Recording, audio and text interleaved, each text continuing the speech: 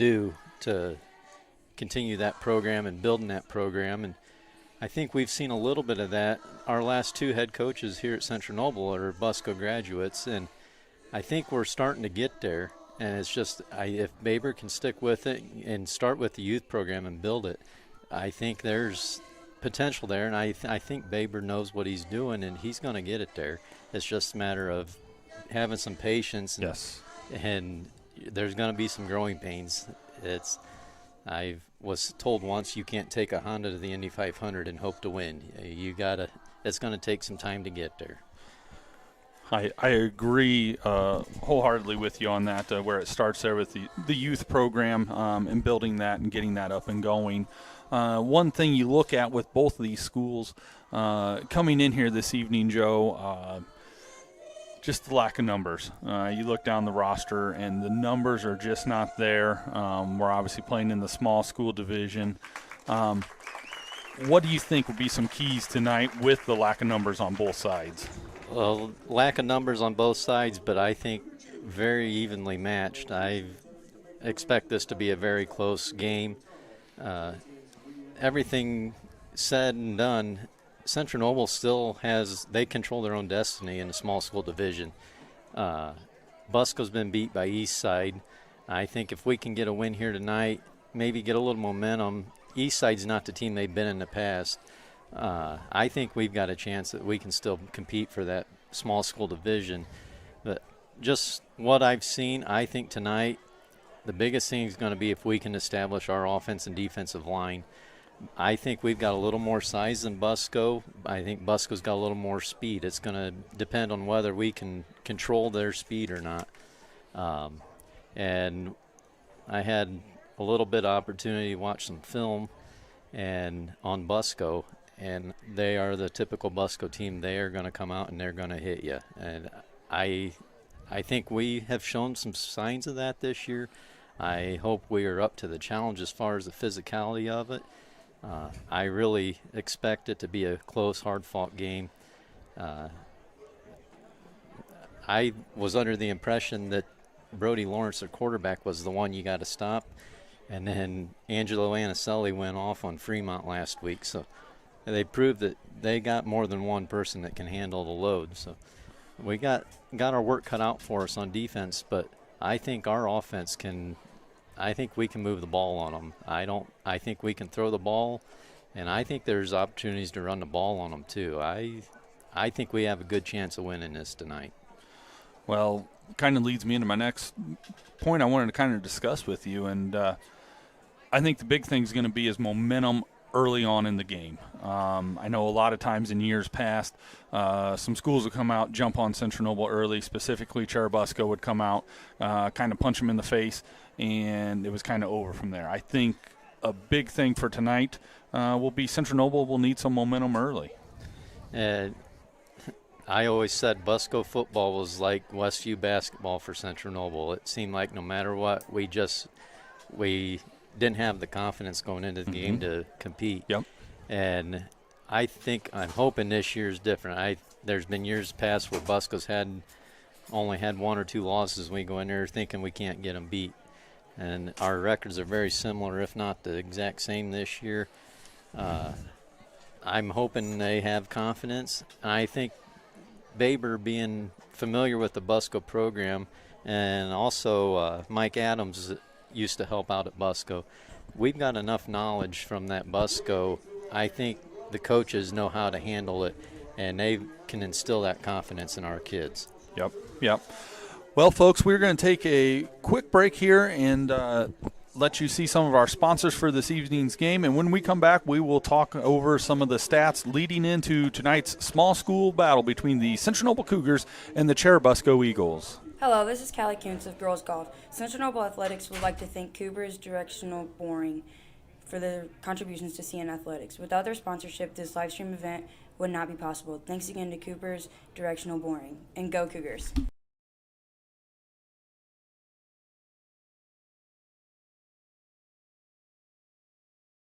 Hello, this is Coach Books, high school golf coach. Central Noble Athletics would like to thank Lakewood Surveying for their contributions to Central Noble Athletics. Without their sponsorship, this live stream event would not be possible. Thank you again, Lakewood Surveying, and as always, go Cougars.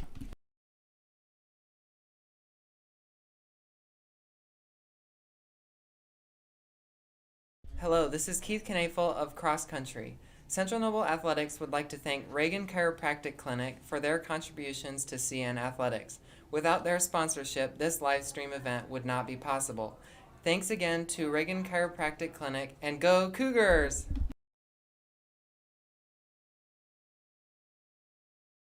High school football fans, welcome back to Friday nights, to pure spirits, to pure sports. Welcome back to high school football. Fans, I'm IHSA Commissioner Paul Knighty, and I just want to say, welcome back! This is Friday night. This is Indiana high school football. This is your IHSAA. All right, welcome back to Central Noble High School. Tonight, Churubusco, Central Noble coming into this game. You look at records, same exact record, 2-4 overall. Central Noble's 2-0 in the small school division of the conference. Churubusco's 2-1, as you had mentioned. They had lost already. Lost to Eastside. Lost to Eastside earlier this season. Coming into it, Churubusco's averaging 258 yards per game rushing to Central Noble's 71 yards rushing. But then you look on the other side, passing yards per game, Central Noble's averaging 139 yards a game to Churubusco's 60. Honestly, I hope Central Noble hits that mark this evening, because then that means we will have seen Mr. Brody Morgan set the all-time passing record for Central Noble. He's 130 yards away, I was told by Mr. Christopher here when I was over in the press box a little bit earlier. So total yards per game, Central Noble's 211 to Churubusco's 319. Churubusco's giving up 24.2 points per game, and Central Noble's giving up 18 and a half. A couple of those games, Prairie Heights was a shutout, so that kind of helps things. And Fremont got going a little bit late in the game. Yeah, the final score on that was they got 46-3. Okay, is that what it was? Yep. So I did, like I said, I watched a little bit of film, and the Fremont game, I did not see number 7 for Fremont playing. He was one of their better players when we played them. He had, I think, 2 or 3 of their touchdowns, maybe all their touchdowns. And I did not see him playing against Busco last week, so take that for what it's worth.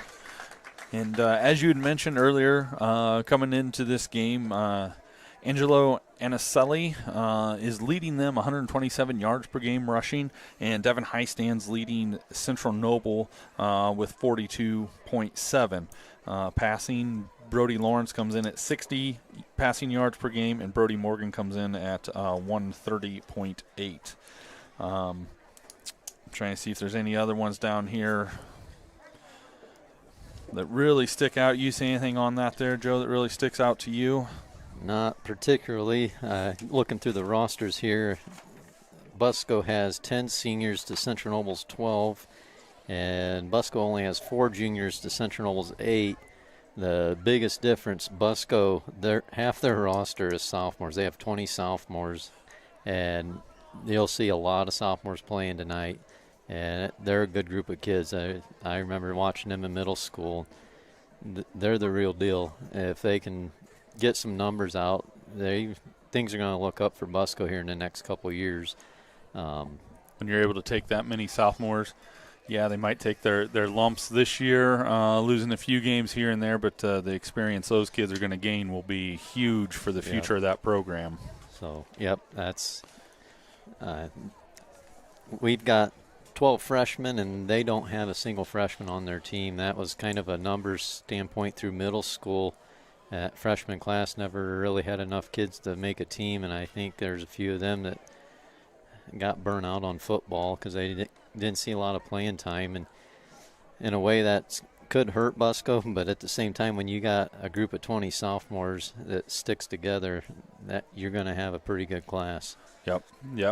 Well, as I mentioned a little bit earlier, Brody Morgan this evening will be going for the career passing record and that is currently held by Rex Gallmeyer, great quarterback that played for Central Noble, and the record is 2,126 yards passing. So hopefully we hit that mark this evening, and when we come back after this break, we will have starting lineups.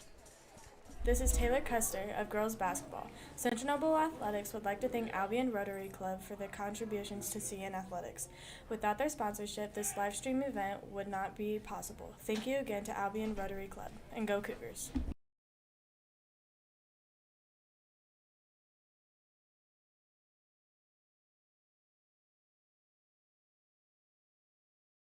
Hello, this is Jackson Kitchen of CN Track. I would like to thank Community State Bank for their contributions to CN Athletics. Without their sponsorship, this live stream event would not be possible. Thanks again to Community State Bank, and go Cougars. Hello, this is Reddick Zolman of Central Noble Boys Basketball. Central Noble Athletics would like to thank El Mariachi for their contributions to CN Athletics. Without their sponsorship, this live stream event would not be possible. Thanks again to El Mariachi, and go Cougars!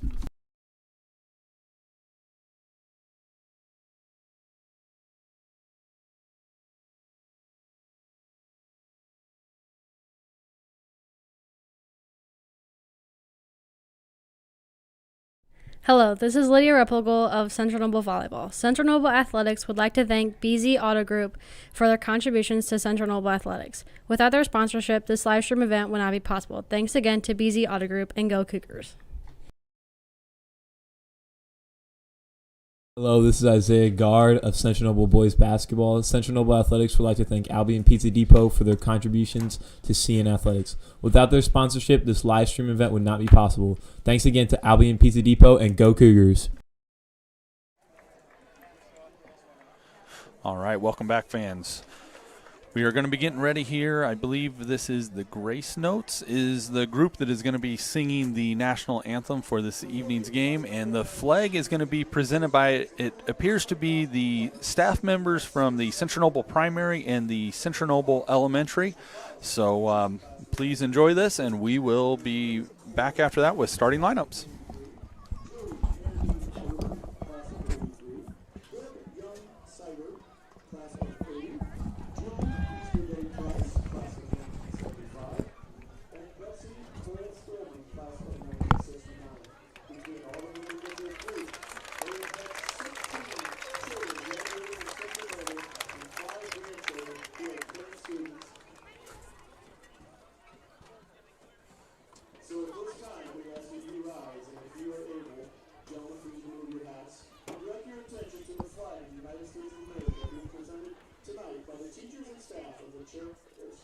Central Noble Primary and Elementary Schools at the center of the field as we honor America with the singing of the Star Spangled Banner.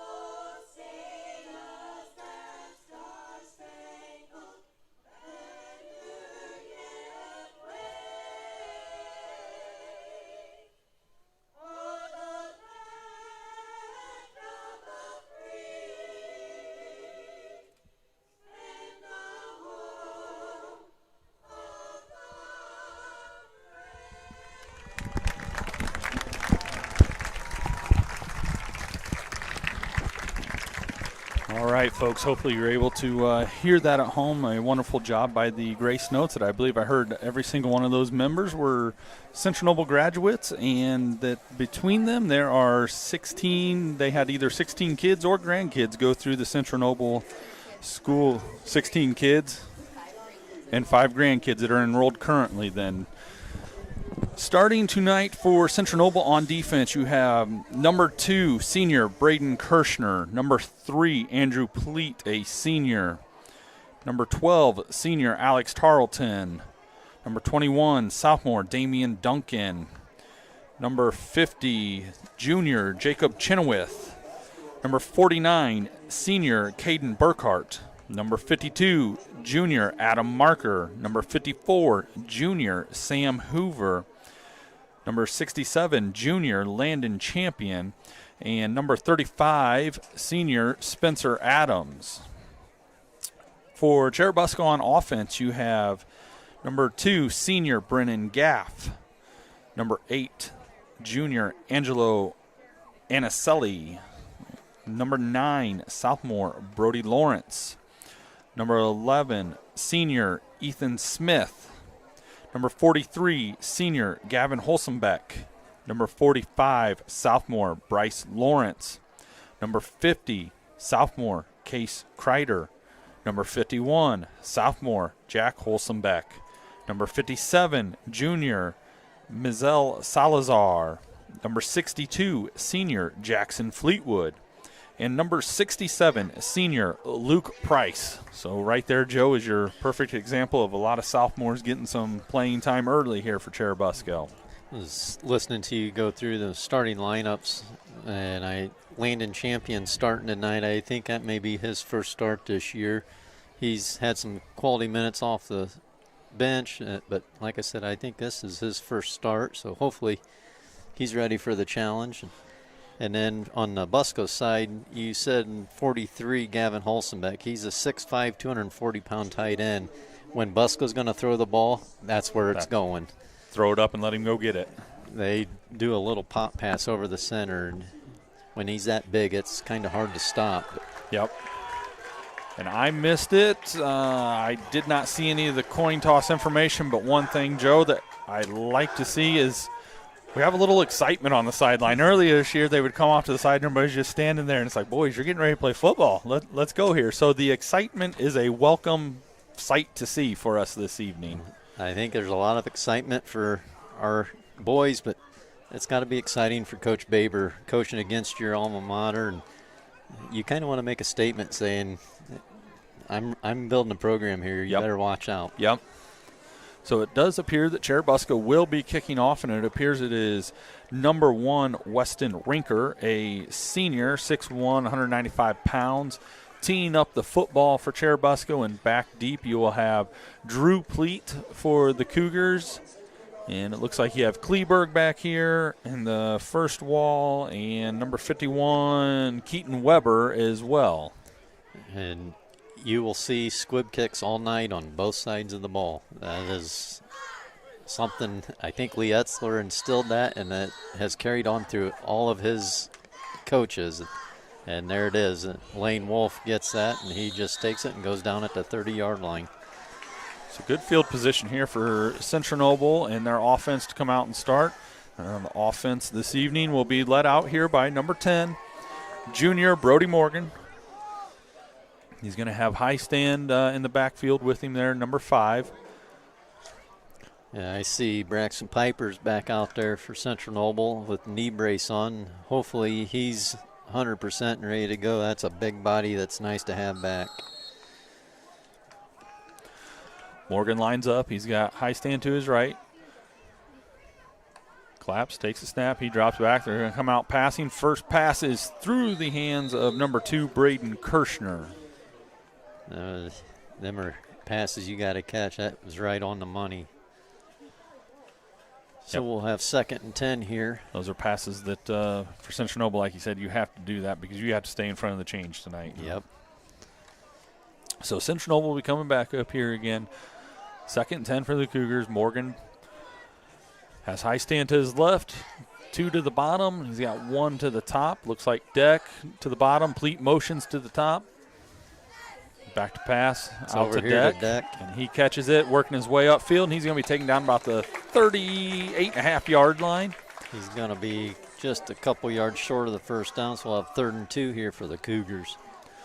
So good completion there for the Cougar offense. Shorten up that 3rd down there, make it 3rd and manageable for them.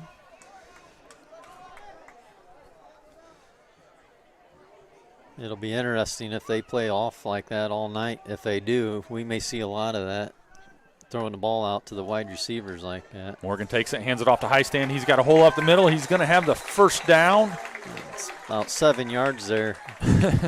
And Braxton Piper and number 62, Jackson Fleetwood, somehow got tied together at the feet. I'm not sure what happened there. I think it got caught in Braxton's knee brace. Oh, somehow. is that what it was? Okay.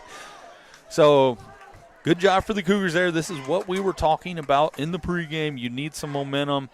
You need to put a drive together to start the game. So that's a very welcome sight. Our first rush getting 7 yards. I said I think we can run the ball on them some, so hopefully we can keep running some. High stand to the outside. He's going to pick up, looks about maybe a yard on that carry there. I know if we are one-dimensional and have to throw the ball, Busco's going to bring pressure. Yep. Got Pleat coming off, Kirshner coming off. I saw Damian Duncan into the game now, so now you got Morgan in the shotgun. He's got High stand to his right, Duncan to his left, Tarlton to the bottom, Deck to the top. And he takes the snap, pitches it out to High stand, and there is Busco defenders there, and he is going to lose yards. And I think he fumbled. But I think Central Noble got it back. So Central Noble gets a break there. That play looked a little awkward from the beginning there. I think they were trying to get him outside, and the pitch looked like it was slow getting out there. So it's going to be 3rd and long for Central Noble.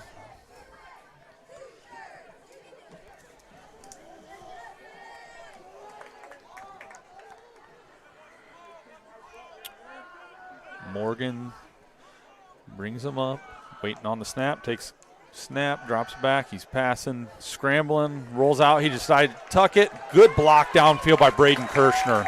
He does not get that first down if it's not for Braden Kirshner blocking for him there. That was a nice job by Brody. Seen there wasn't anything there, and he committed to running the ball. He tucked it, and he took off, and he knew where he had to get to and made sure he got there. Yep. So another first down for the Cougars. Hopefully we can. I don't like them 3rd and 13s. Yes, let's stay out of those. Let's stay in more of the, if we have to get to 3rd and manageables. 3rd and 1, 3rd and 2 was a lot nicer. Morgan takes a snap. He's going to follow some blockers, cuts back upfield. He's tripped up by 51, Jack Halsenbeck. He's going to have about a like gain of one. Yep.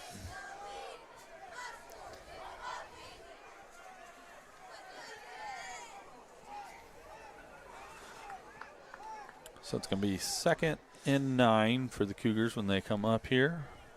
Clock continues to roll here in the first quarter. Coming up on 9 minutes left in the first quarter. Morgan brings the Cougars up. Tarleton comes in motion. Takes it, hands it off to Tarleton. He's cutting upfield, and he's going to get to about the 40-yard line. So we're going to have maybe 3rd and 5. 3rd and 5, and if I had to guess, I'm going to guess this is probably 2-down situation to get 5 yards probably where they're at on the field. I would think so. I was trying to remember last week we kicked a field goal. I think it was 36 yards, so we still got a ways to get into field goal range. Yep. Let's just put it in the end zone. That'll be easier. So Morgan's in the shotgun. High snap, pulls it down, and it's intercepted by number 10. That's Weston Ott. Weston Ott with the interception. That's a pass there where the high snap, Morgan brought it back down and just threw it without really looking to see who was sitting on the route there. I wasn't watching Busco's defense, but I know he plays outside linebacker, so that's an adjustment for Busco to get him out that far to have the opportunity to intercept that. Now here comes Busco's offense. Brody Lawrence will be in the shotgun. So he puts man in motion, takes the snap, and he's going to roll with a dump pass. And nice job by Spencer Adams coming up. Couldn't get him down, but he held him up long enough to get the rest of the defense to rally around him. That pass was complete to Bryce Lawrence. They're twins, so both sophomores. They should be on the same page quite a bit. Well, either the same page or they're really going to be mad at each other. I know how that goes with siblings. So that was a loss, I'm going to say 4? Like 4, yes. Yeah, that's kind of what it looks like there. Guys getting set here for Busco.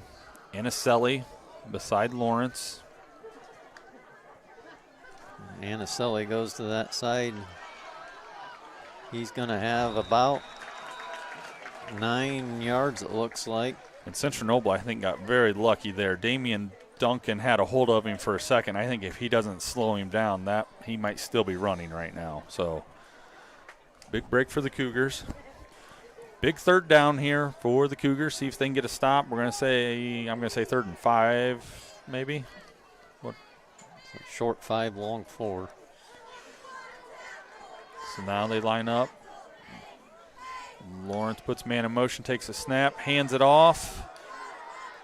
Nice job by number 8. That is Connor Fish. He blew that up. He did. He just took on the block and shoved him right into where the running back was wanting to go. Yep, he blew that play up. That is a huge play. So that's going to bring up 4th and 6 for Busco. And I would not be surprised a bit to see them go for it.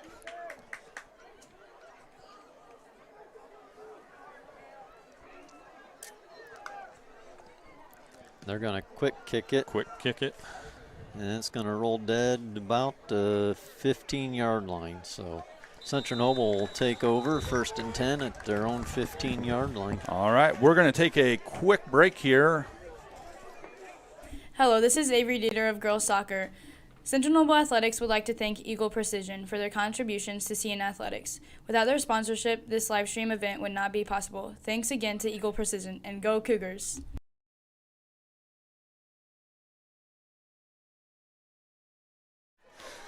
All right, welcome back, Cougar fans. Central Noble coming back out, 2nd possession here. 15-yard line. Morgan takes a snap, hands it off. High stand up to the 20, going to get out to about the 23-yard line. Good run, nice blocking by the Cougars. He had a nice cut there at the line of scrimmage to avoid the one tackler. Got a little more out of that than I thought he would.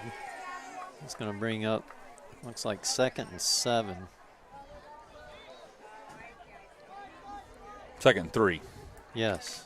We got 7. I'm going the wrong way. I was going to say, don't do that to us, Joe. Come on now. Morgan takes a snap. Hands it off again to High Stand. He's fighting for yards. He's going to be close. I think he's got it. Far official, if his spot is true, he's got it. They lay the ball down. Yep, they're signaling for the chains to move. It's kind of nice to see Devin. He's putting his head down and going. There's been some times this year he's tried to just run sidelines to get outside. Yep. Sometimes all you put your head down and get what you can get. When he gets north and south, when he's running north and south, he's a totally different ball carrier for this team. So number 71, Mason Jones, comes up to the ball. Kirchner in motion. Morgan's rolling right.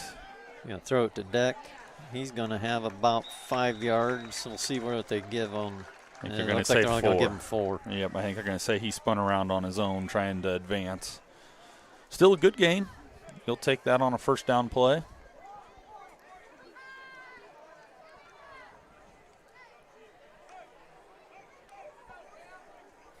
Number 72 for Churubusco, Cameron Cordy. He's got some skis, man. He's a sophomore, and he's got some big feet. He's got some room to grow. 6'2", 265 sophomore. Yep. He's not done yet. Oh, Morgan's pass is incomplete. I think he was intending for Fish, but it ended up to Burkhart, who couldn't bring it in. I think they both got a hand on it.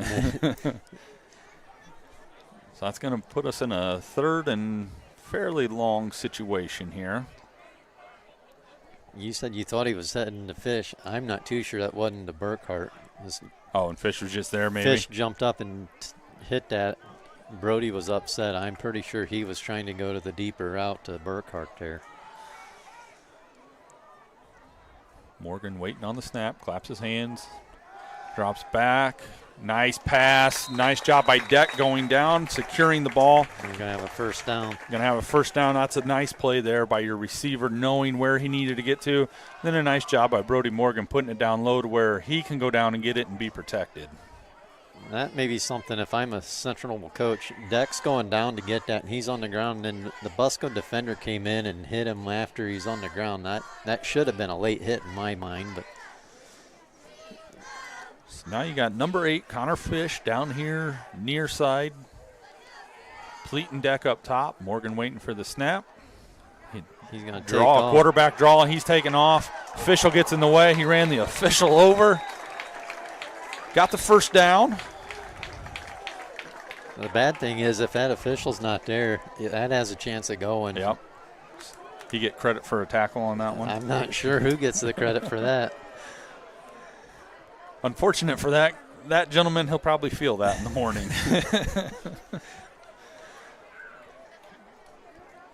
I like that, though, for the Cougars. Coming out, just a designed run. Just get Morgan running north and south, designed run. I like that. Brings another aspect to our offense that they need to be aware of then. Morgan takes a snap, hands it off to High Stand, and he's trying to find somewhere to go, and there is nowhere, and we're going to have a flag. Late flag. I'm assuming they're going to call a hold from where that came from. That's going to be my guess, too. Nice job by Churubusco stringing that out to the sidelines to where the rest of the defense could rally around.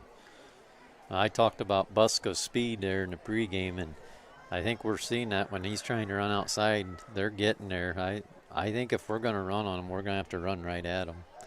I think we've got size and a little more strength. I think we just run straight at him and we got to be satisfied with getting 4 yards at a time. Hey, last I checked, if you get four yards at a time, you'll keep getting first downs. I'd be happy with that. So it is a holding on Central Noble, so that's going to bring up a 1st and 20. Now, if you're the Cougars, just chip away at it. You don't have to get it all at one shot.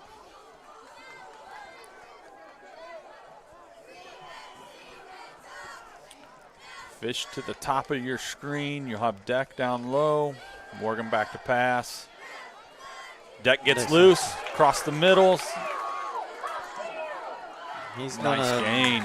We're going to have 2nd and 7, it looks like. It was a nice job of Deck coming across the middle.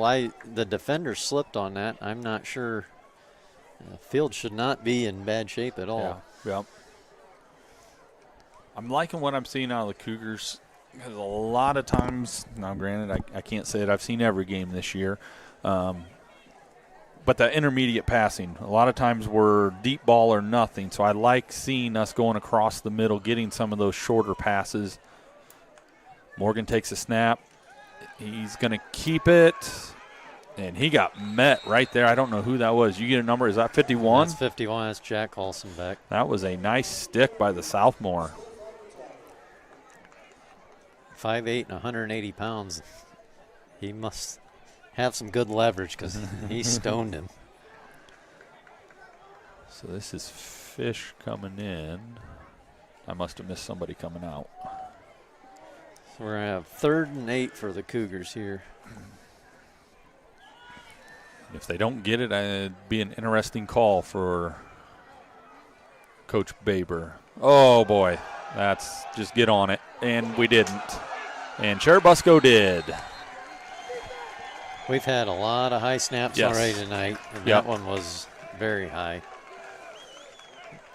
So Central Noble's defense going to be put in a tough position here. See if they can stand and keep Churubusco off the scoreboard. You have 2:39 to go here in the first quarter.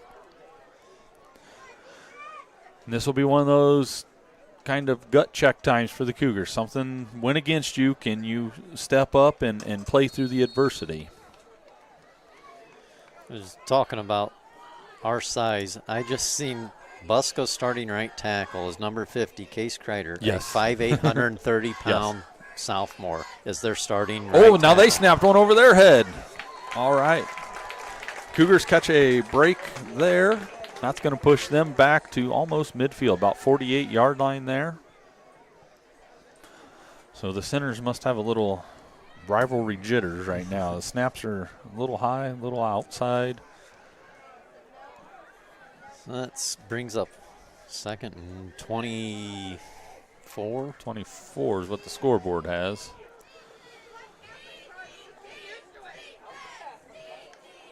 Motion, another high snap, bobbled, and Anaselli got that, but he was met by, that was Kirshner that met him. So that's going to be a loss. Now we're going to have third and... Got to be 30 almost. Now, if you're Central Noble, this is a point in time where you got to play discipline. You got to watch that football. You got to watch any double move. Just keep things in front of you. Keep your fourth down manageable. I said if they're going to throw the ball, it'll be to 43, but they're going to hand it off to Anaselli.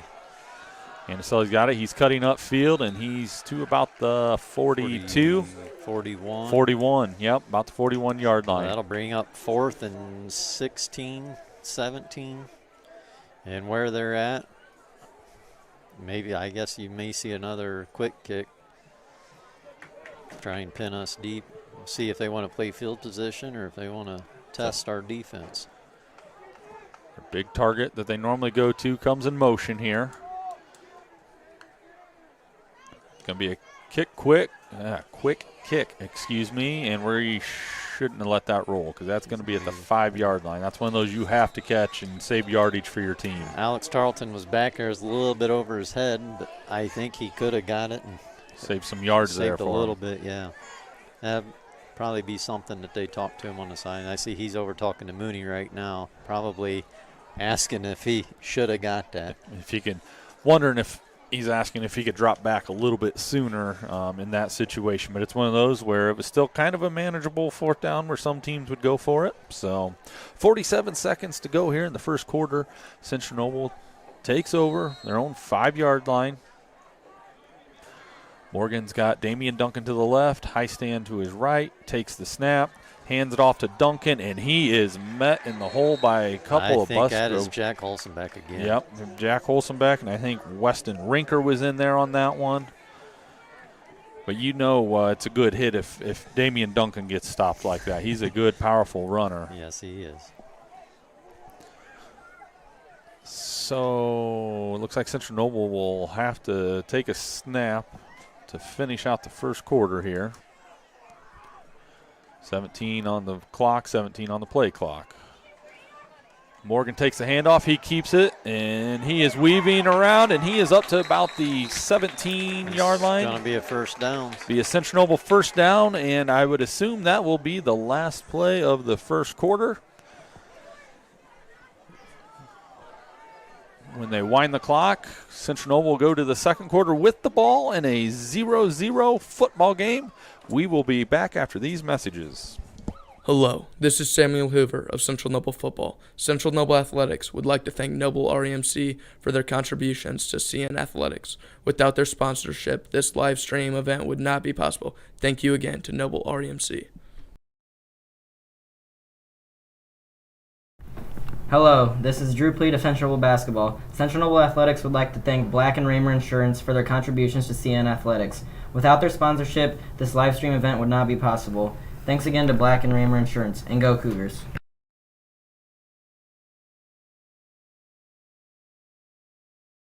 Hello, this is Kayla Kern of Girls Golf. Central Noble Athletics would like to thank Master Spas for their contributions to CN Athletics. Without their sponsorship, this live stream event would not be possible. Thanks again, Master Spas, and go Cougars!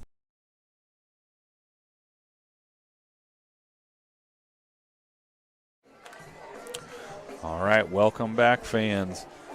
0-0 after the first quarter.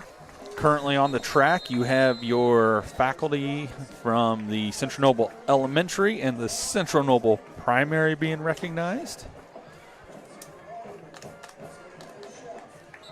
So when we come out, it'll be 1st and 10 for the Cougars. About the, 16-yard line, is that right? Looks like 16-yard line.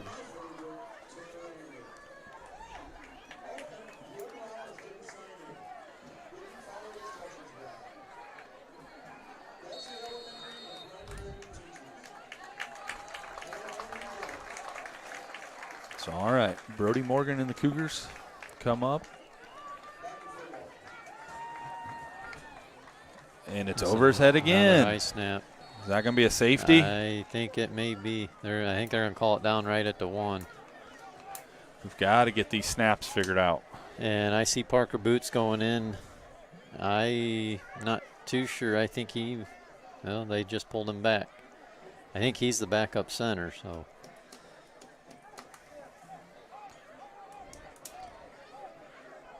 It's one of those things where if you can't get that snap down, you need to go under center then. So we have 2nd and a long ways.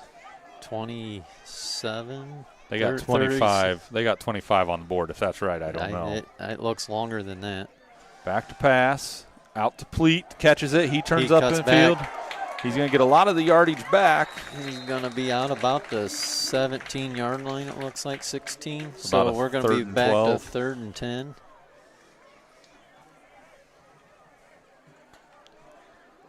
So a 3rd and long here. Big thing for the Cougars. I mean, you got to be smart with the football. You drop back to pass, live to punt if you have to. Just be smart with the ball. So he's got 2 to the top, 2 to the bottom. High stand to his side, back to pass. Double route. He's trying to get it up here to Pleat. He's got him. He got behind him. He's still on his feet. He stayed in. He stayed in bounds. Can he win the battle to the pylon? He cannot. He's going to get pushed out about the 13-yard line. Going to get pushed out by number 2, Brennan Gaff. That was a double move. I watched this down here. He did the out and up. Nice play by the Cougars. That was a nice job of Brody buying some time, rolling out to his right there. Yep. A nice job putting the ball out there on the run like that. So, big play, big shot of momentum for the Cougars. Now we need to capitalize on this. We're doing some pretty good celebrating there. We're not in the end zone yet, fellas. Finish the job. So you're going to have Tarlton to the top. Fish and Deck to the near side here. Then you got high stand to his right. Morgan claps his hands. Another high snap. He gathers it. He's going to come around this side. He's got blockers. He's got blockers. He's down to the 1. I thought he was going to get in. That play right there is pure athleticism by Mr. Morgan. Being able to control that ball, bring that down, and then still get upfield. It's a great job. I was watching some assistant coaches over here on the sideline, and they are not happy. We got to figure out how to get that snap where it needs to be. So 2nd and about 1.5, it looks like. Looks like he's splitting the hash over there with the down marker. I guess I didn't realize it was goal to go. Caden Burkhart's wanting Kirchner to come over. Morgan takes a snap. He throws it out of bounds. I think that was a good decision. I think that was supposed to be a run, but there was not room, so he just rid of the ball. He had Kirchner running the back of the end zone, but that was going to be an awful tight window, and that's just a good play by Morgan. You live to play another down, and I think I would be seeing Damian Duncan in there.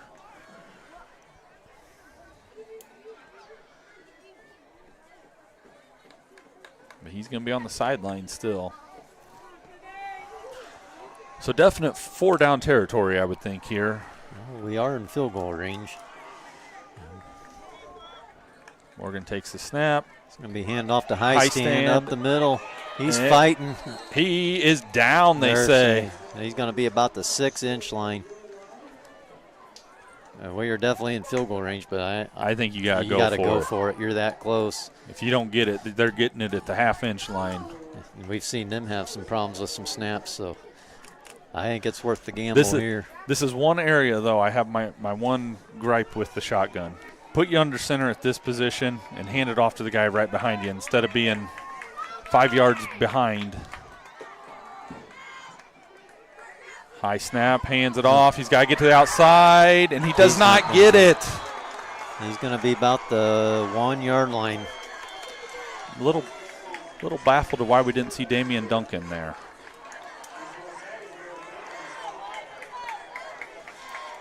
So Busco will take over with a long field to go. Here's where our defense needs to stand up and make a statement. Yep. Hopefully they decide to snap it over the quarterback's head. That'd be all right. Yep, so it would be 1st and 10 from the 2 yard line for Churubusco. Huge stand for Churubusco there defensively.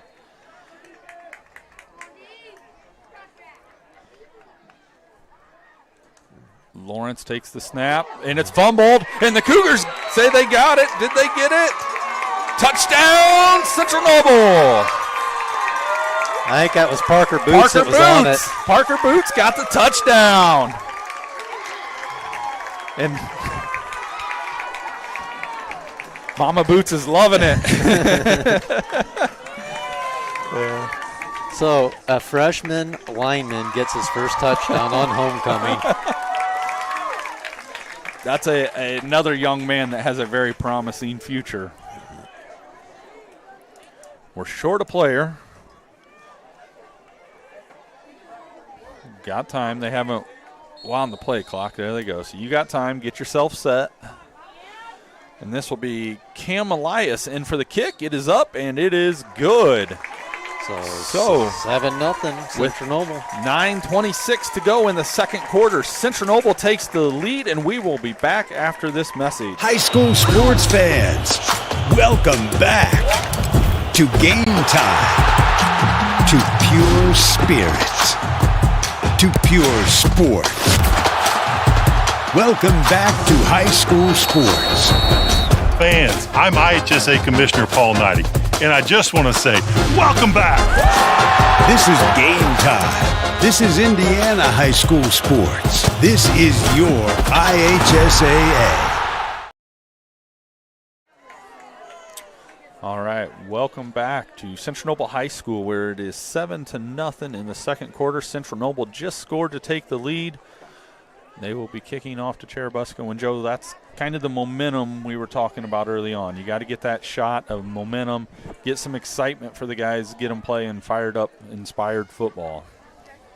And Central Noble's getting ready to kick off. I said earlier, I would imagine every kickoff tonight will be a squib kick. They'll probably aim it for about the 30-yard line down here. So this will be Cam Elias teeing up the football for the kickoff. For Central Noble, back deep, you have number 45, Bryce Lawrence, and is that number 2 on the far side, Brennan Gaff.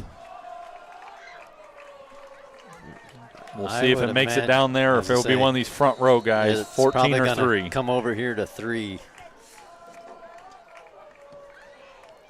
Good squib, good cover there by number 50, and that is Case Kreider. He did a nice job covering that. So great field position for Churubusco to start out with. See if they can take the football and do anything with it. 9:26 to go here in the second quarter. Central Noble homecoming. Case Kreider, his dad was a Central Noble football alum. I think if I remember right, I think it's Mike Kreider. I think he was in the class of 97. Okay. So number 9, Brody Lawrence, brings the Busco offense out on the field, takes the snap. They're going to scissor back this way, and he is met instantly. Nice job by the Cougars. Number 54, Hoover, in on the tackle. I think he was the first one to make contact, and then a whole group of Cougars piled on. I think we need to be careful. I heard the whistle blowing, and they went ahead and took him down. I would agree with that as well. You have momentum, you're playing fired up, but you need to watch it. I like to see it fired up, but you need to play smart too. Busco coming out. stacked formation. Send 2 to the top, 2 to the bottom. Claps his hand. They're going to scissor back around, and Add a marker there to meet him. So Churubusco going the wrong way on this drive. They're going to be in a long 3rd and 20. So if you're Central Noble, Joe, this is where you need to play your fundamental football, nothing behind you, no double routes, that sort of thing. And with it being 3rd and 20, Busco, I bet they'll run the ball here. They are not a deep passing football team.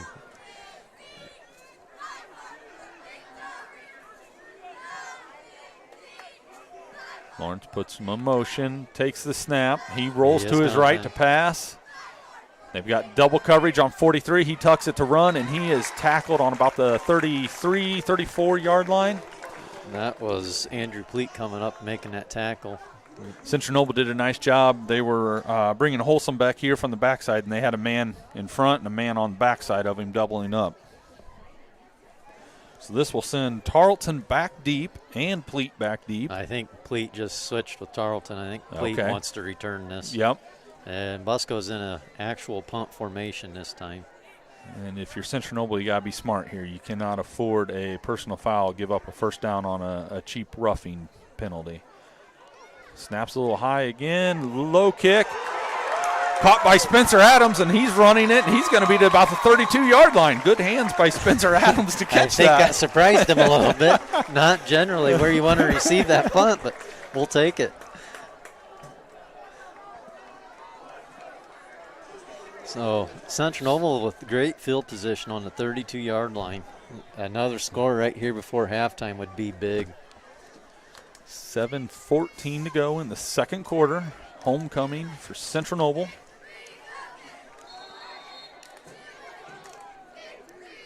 Brody Morgan has high stand to his left. High snap again. He brings it down, but we're going to run a reverse here with Drew Pleat. He's cutting back up to the middle. He's got a blocker. He's going to get about 9 yards on the play. Brody Morgan is doing a fantastic job of corralling some of these snaps. If I'm Brody Morgan, I may ask if I can step back another couple yards. He's having to jump on every snap, it seems like.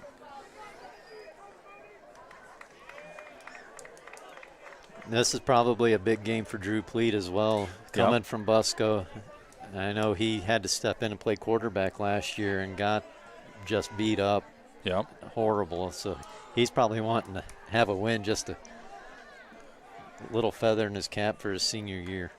Morgan takes a snap. Good snap. He's going to roll out, and he was met by Ott there. Number 10, Weston Ott. Nice job as sophomore, keeping outside contained. And I believe we're going to have a Central Noble timeout, so we will be back. Hello, this is Charlie Fleshman of Wrestling Central Noble Athletics. Would like to thank Sons of America Legion Squadron 246 for their contribution to the CN Athletics. Without their sponsorship, this live stream event would not be possible. Thanks again to Sons of America Legion Squadron 246, and go Cougars. All right, welcome back. While we were off the air, Joe and I were just kind of discussing you're getting borderline field goal range here for Cam Elias. So your ball on the it's on the 26, 27, so you're making it 42, 43-yarder. I have a feeling that we need probably, I would think 3 or 4 more yards to be within range.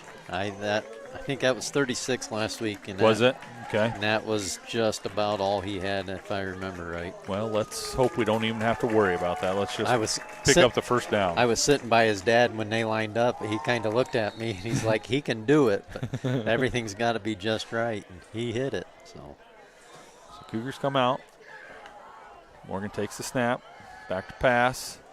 He's throwing that up to Kirshner. He caught it, and he extended over the goal line. Oh, they're going to call him out at the 1. He was out at 1.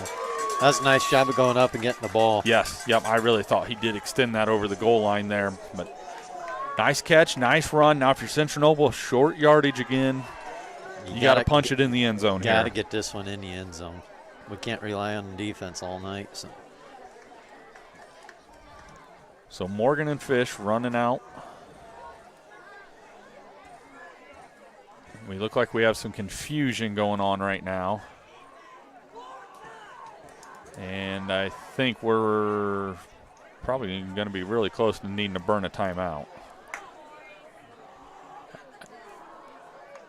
They snapped the ball. Morgan's going to keep it. And he doesn't get there. He's going to lose just a little bit. I think there was confusion on the sideline because people were supposed to be holding the playboards up, and they were on the ground. You were talking about Damian Duncan last time we got down there. He just came in, so I think you're going to see some power football here. If I was Central Noble, I think I would have a package where I had Mr. Boots. If he's not in the game. He's not. I would have him in a fullback, and I have Damian Duncan following that young man. Duncan gets the handoff, and he is into the end zone. Central Noble touchdown. He did a nice job of fighting. He got hit about the 2-yard line. He bounced off and was able to get across. Yep, nice job. So Central Noble takes a 13-0 lead with 5:34 in the second quarter. Connor Fish coming in for the hold, just did the count and gave a thumbs up to the sideline. It's always good when you have a thumbs up. Cam Elias in for the kick. Snap is back, hold is down, kick is up, and it is good. Central Noble on top, 14-0 against rival Churubusco with 5:34 to go in the second quarter, and we will be back after this message.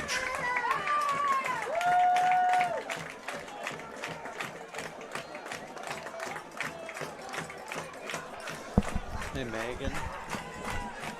I see. Hello, this is Alex Tarlton of Central Noble Football. Central Noble Athletics would like to thank Tarlton Custom Design and Woodworking for their contributions to CN Athletics. Without their sponsorship, this live stream event would not be possible. Thanks again to Tarlton Custom Design and Woodworking, and go Cougars.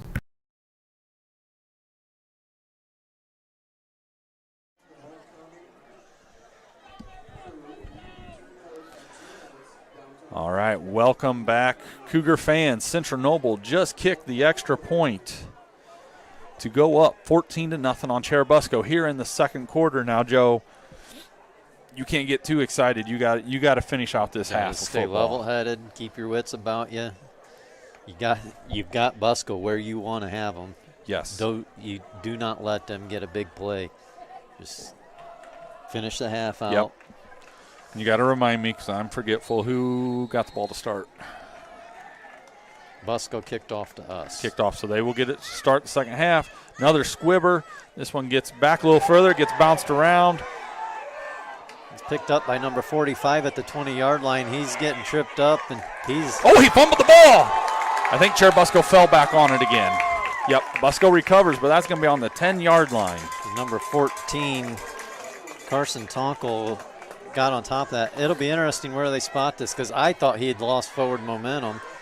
I think that's what they're talking about. I wouldn't be surprised if it ends up about the 15-yard line because we kind of stopped his forward progress and was pushing him back when he lost the ball.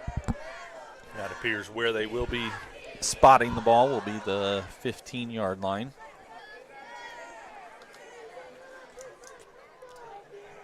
So just once again, even though he lost that progress and fumbled the ball, that's got to play into your Busco's mindset of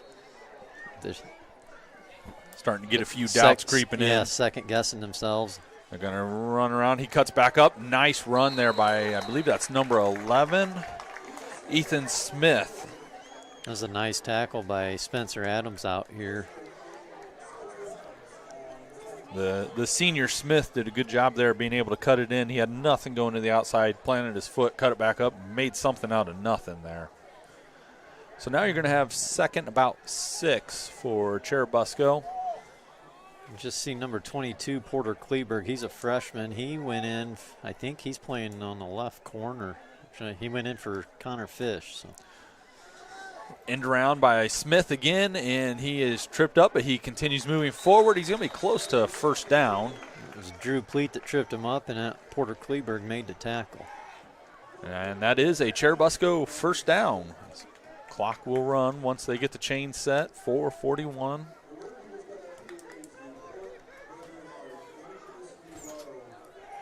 Busco going with a hurry-up offense.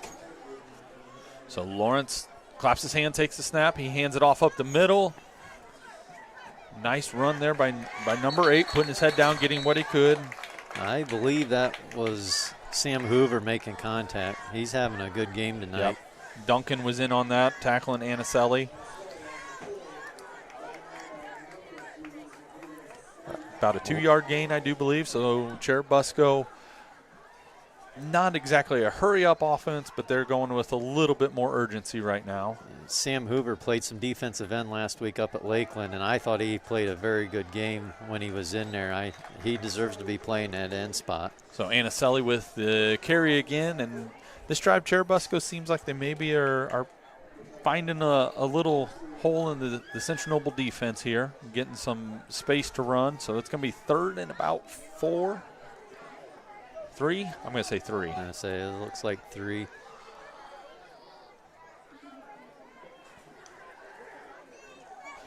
They're gonna rolling out to pass. He throws it up to Holzenbeck. He makes the catch, and he's going to be tackled at the 40-yard line. And it's a gain of about 7 or 8 yards there. And that's what, when they pass the ball, that's what they like to do, right over the middle, throw it up to Holzenbeck and let him grab that. So it's going to be 1st and 10 for Churubusco. And I think we're going to have a timeout. Central Noble timeout. Central Noble. So we will take a timeout with them.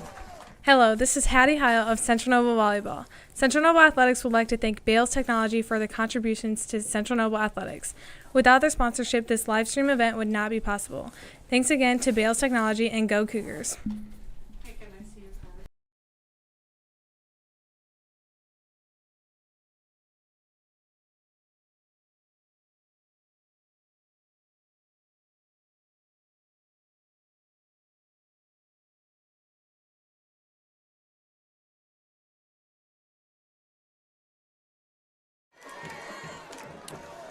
All right, welcome back, Central Noble Cougar fans.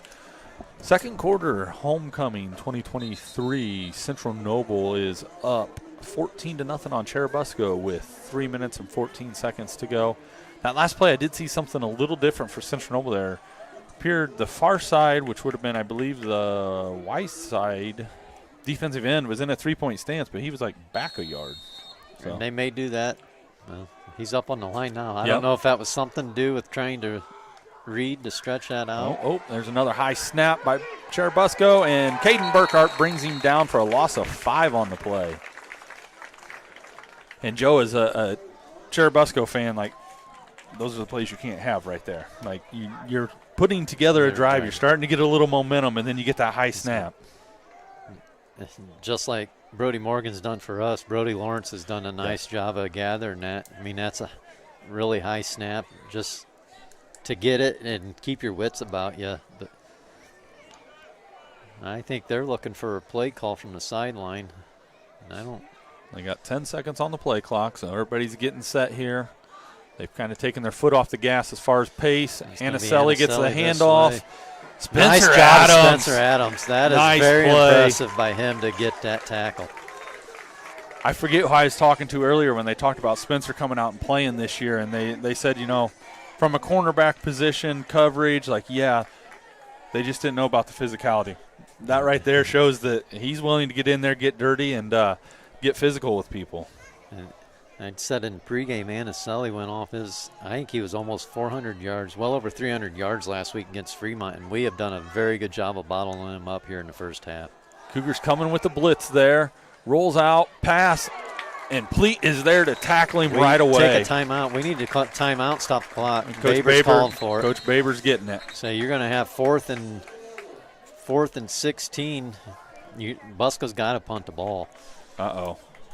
This is Weber coming up lame again here for the Cougars. That kid, he has dislocated his knee, I think, 3 times in the last week. So I would imagine that's what it is. His kneecap keeps dislocating. I'm not sure.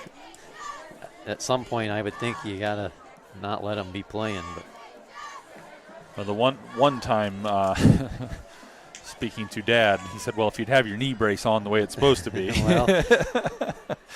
He didn't have much sympathy for him, I don't believe, that evening. So Central Noble looking to get the football back here. It'll be 4th and 17 for Churubusco. And once again, you have to be smart with your rush on the punter. Don't give up a cheap penalty that's going to give up an automatic first down.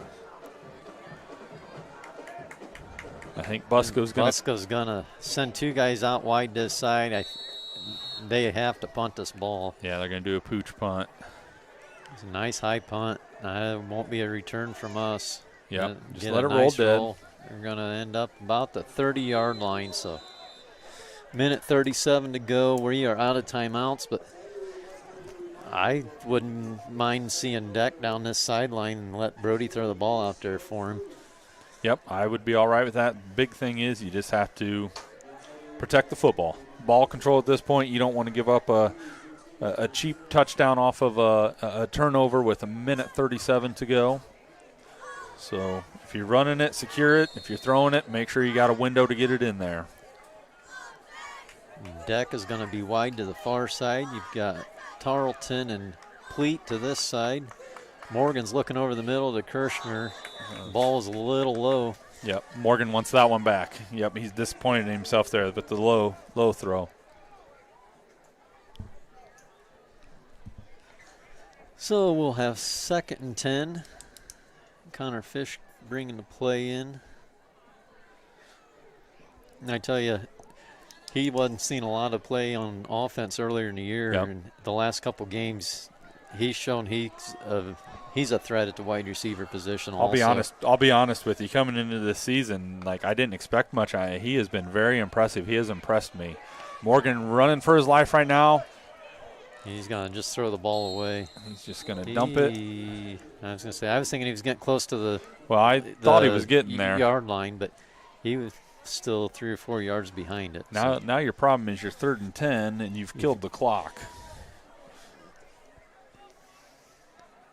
So I'm almost to the point where I'd run the ball and at least make them waste a timeout. And Busco may be thinking passing situation. You got a guy like Highstand. He gets the corner. He's got speed. He can go. Just let's get the snap.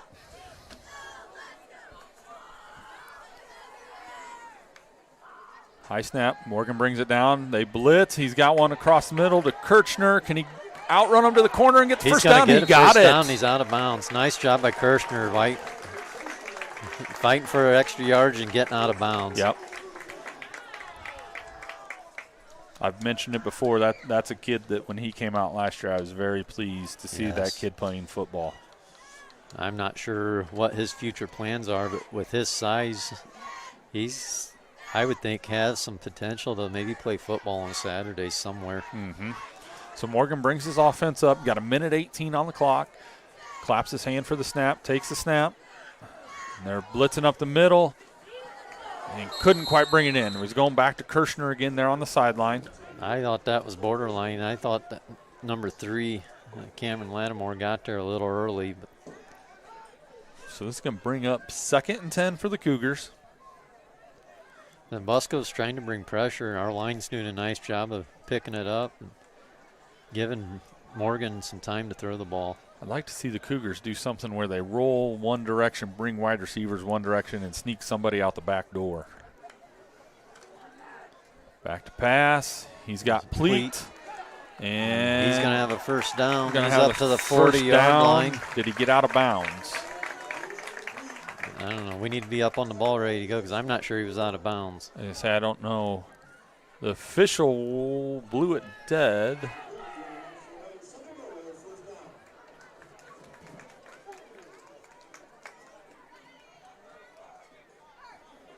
And I think he did get out of bounds then because they're not looking to wind the clock here. So a minute 6 to go.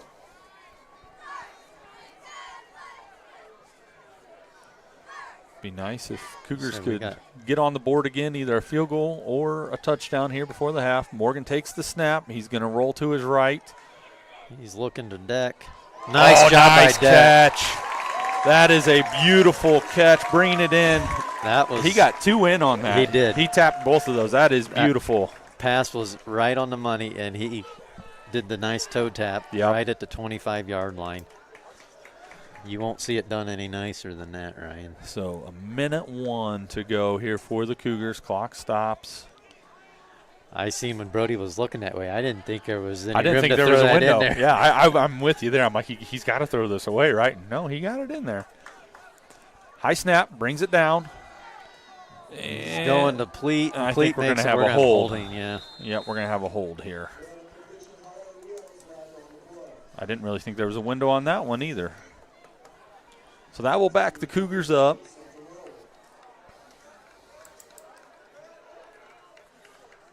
You're looking down there on the sideline. Cam Elias is getting his leg loosened up. The officials just told the sideline that was holding. It was 71. Mason Jones. Yep, he had the hold on the play.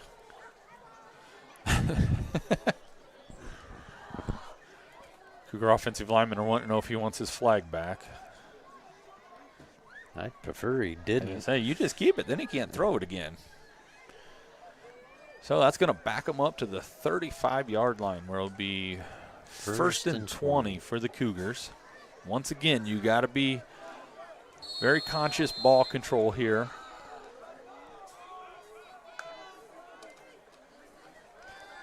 Back to pass. Looking for Kirshner over the middle. He's got Kirshner, nice block from Pleat. Get out of bounds. Kirshner's going to be down. And he's going to be out of bounds. And what are we getting here? Where that was thrown, I wonder if it's going to be a face mask on Busco. Face mask it is. Isn't that what he just signaled?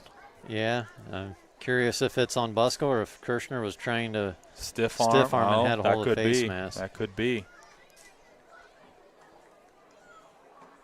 Nope, it is against Busco. Churubusco. So that should move it half the distance to the goal. So that's going to be first and goal. Should be about the right around the 5-yard line. Nice play by the Cougars. Nice execution. But I really want to point out, I believe it was Drew Pleat on that play. He set a screen.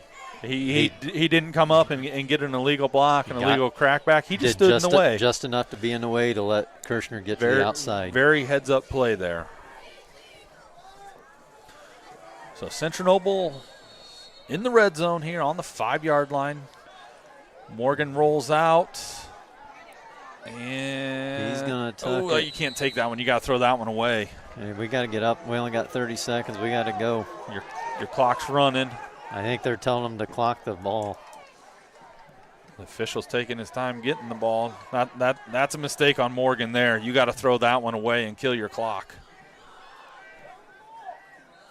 So he downs it. The good news is for Central Noble, you are still in field goal range with a very capable kicker. You got 16 seconds. I think you do another rollout, give him time to read, but he's just got to know if it's not there, you got to chuck it away. Throw it out of the back of the end zone if it's not there. Yep.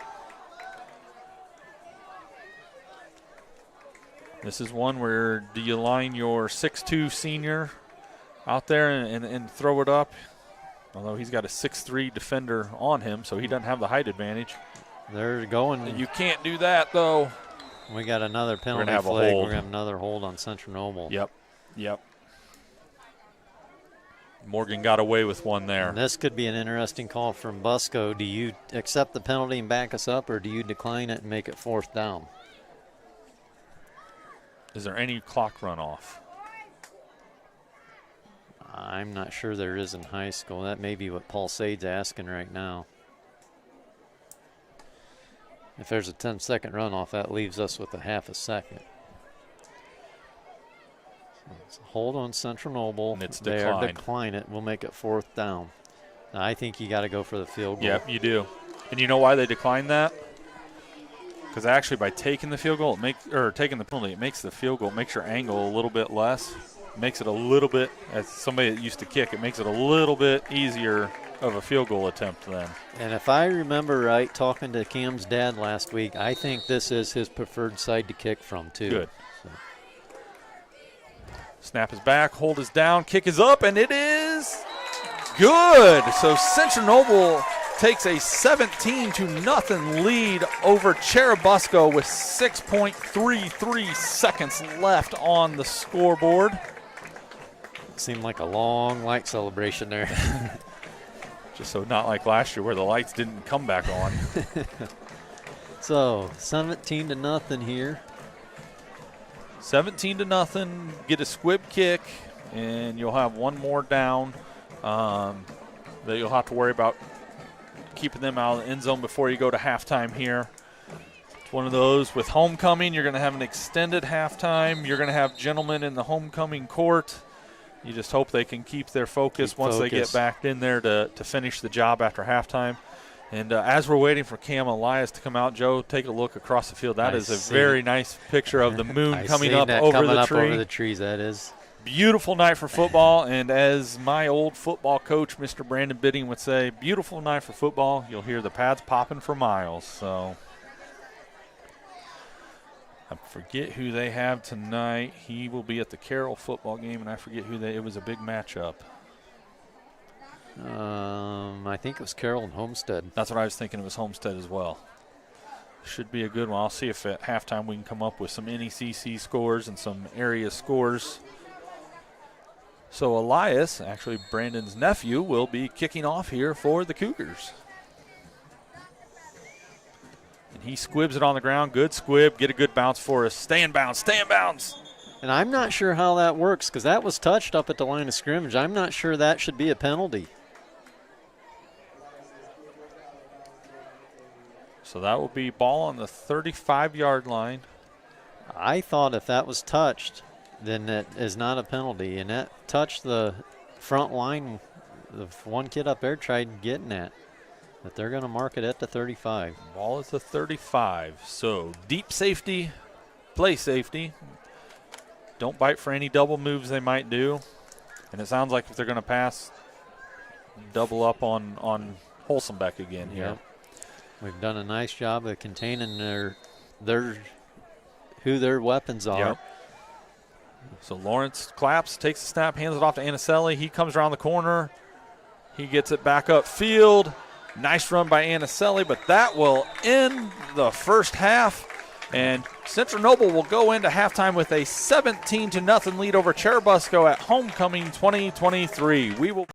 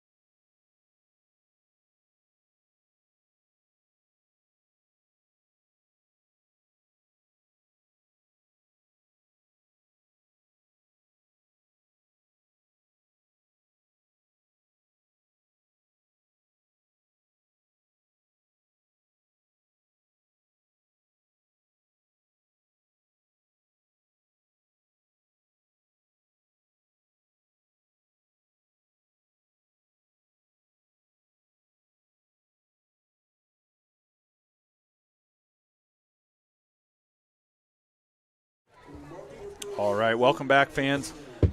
We are going to have the homecoming court at halftime, and our producer, Noah Yoder, is going to do the announcing.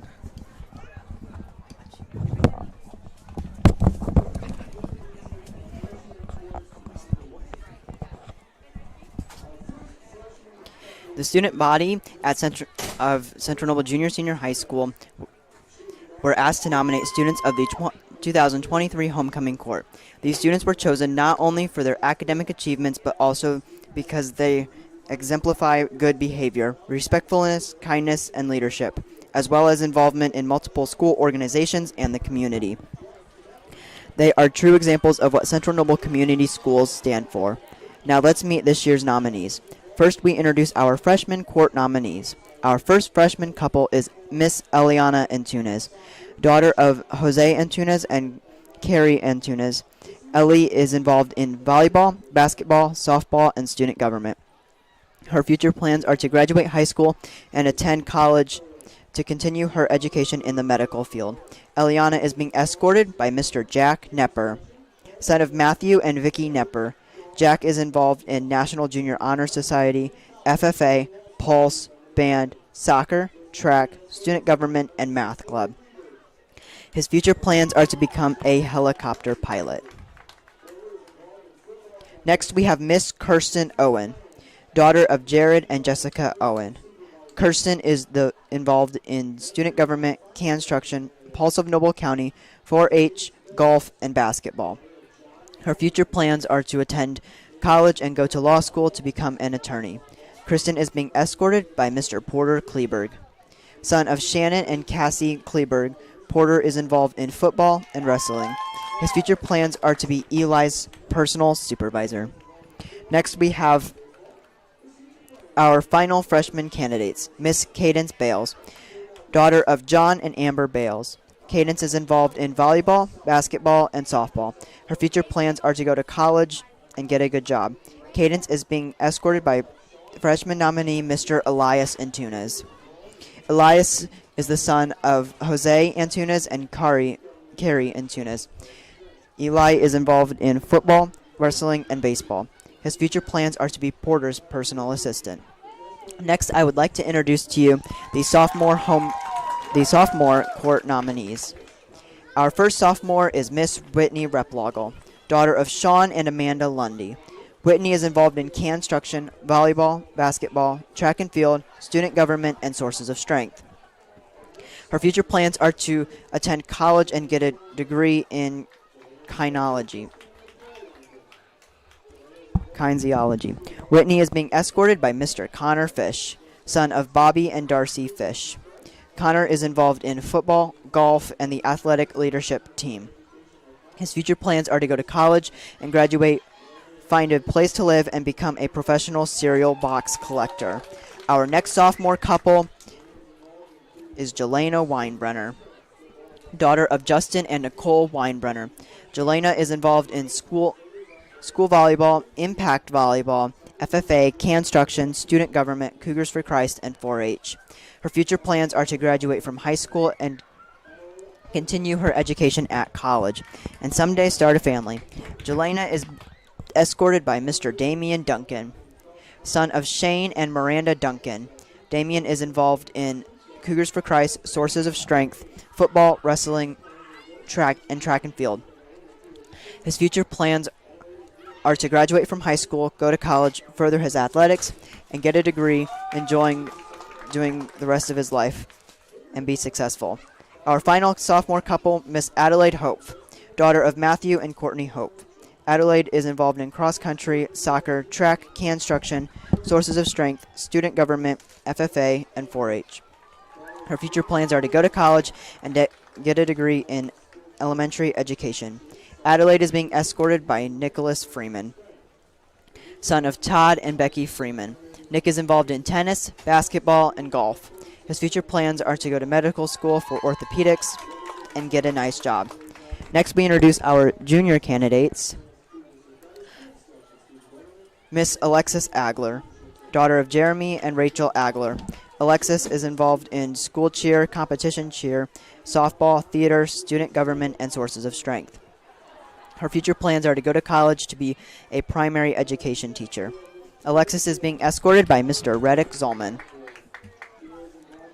son of Bryce and Corey Zolman. Reddick is involved in basketball, track, tennis, Cougars for Christ, construction, student government, and student athletic leadership team. His future plans are to go to college, whip a jet ski around, get a couple cats, and become Connor Fish's cereal box organizer. Next is Miss Kiera Bolin, daughter of Doug and Ellen Bolin. Kiera is involved in cross-country, soccer, basketball, softball, National Honor Society, and student government. Her future plans are to attend college and pursue a career as an orthopedic surgeon, and then find a boyfriend and get married. Kiera is being escorted by Mr. Braxton Piper, son of Jason and Casey Piper. Braxton is involved in football, wrestling, cheerleading, baseball, construction, and sources of strength. His future plans are to graduate high school, attend college, and earn a degree in finance. Our final junior couple is Miss Kennedy Weiss, daughter of Corey and Ashley Weiss. Kennedy is in golf, basketball, softball, student government, National Honor Society, and the Student Athletic Leadership Team. Her future plans are to go to college, play softball, and become a physical therapist. Kennedy is being escorted by Mr. Brody Morgan, son of Robbie and Mindy Morgan. Brody is involved in football and baseball. His future plans are to go to college and become a conservation officer.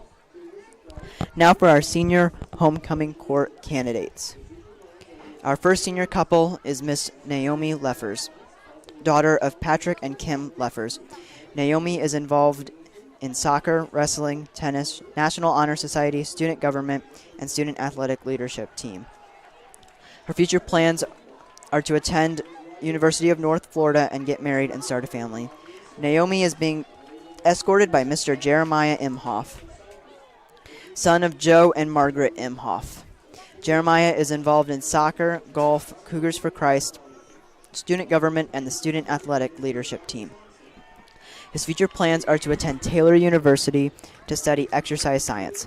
Also, he hopes to find a girl, take her on a date, meet her parents, marry her, love her endlessly, provide for her, comfort her, support her, entertain her till death do they part, and eventually start a family. Our next couple is Miss Riley Paris, daughter of Rodney and Sarah Paris. Riley is involved in theater, track, sources of strength, and soccer. Her future plans are to either attend college for psychology or travel the world for photography. Riley is being escorted by Mr. Robert Thompson, son of Andy and Tara Thompson. Robert is involved in theater and bench pressing his bike. His future plans are to go to Purdue Lafayette for engineering. And our final senior couple, we have Miss Eleanor Zolman, daughter of Bryce and Corey Zolman. She is involved in sources of strength, construction, Cougars for Christ, student athletic leadership team, student government, volleyball, and track and field. Her future plans are to graduate from college, to get a degree in psychology, and train an army of raccoons to defeat world hunger. Ella is being escorted by Mr. Keith Knafel, son of Kevin and Nicole Knafel. Keith is involved in National Honor Society, student government, student athletic leadership team, Noble County Grant Committee, cross country, track and field, and unified flag football.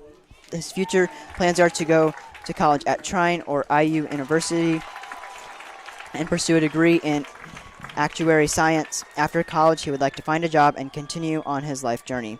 After settling down, he would like to give back to his awesome parents for all the amazing things they have done for him in his life. Ladies and gentlemen, these are your 2023 Central Noble Homecoming Court nominees. And now the winners. Freshman Class Princess, Miss Kirsten Owen. And Freshman Class Prince, Mr. Jack Nepper. Sophomore Class Princess, Miss Whitney Replogel. And Sophomore Class Prince, Mr. Connor Fish. Junior Class Princess, Miss Alexis Agler. And Junior Class Prince, Mr. Braxton Piper. Your 2023 Homecoming Queen is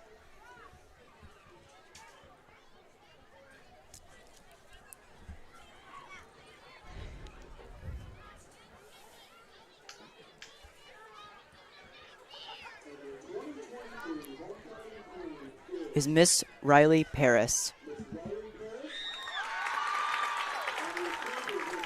And your 2023 Homecoming King is Mr. Robert Thompson.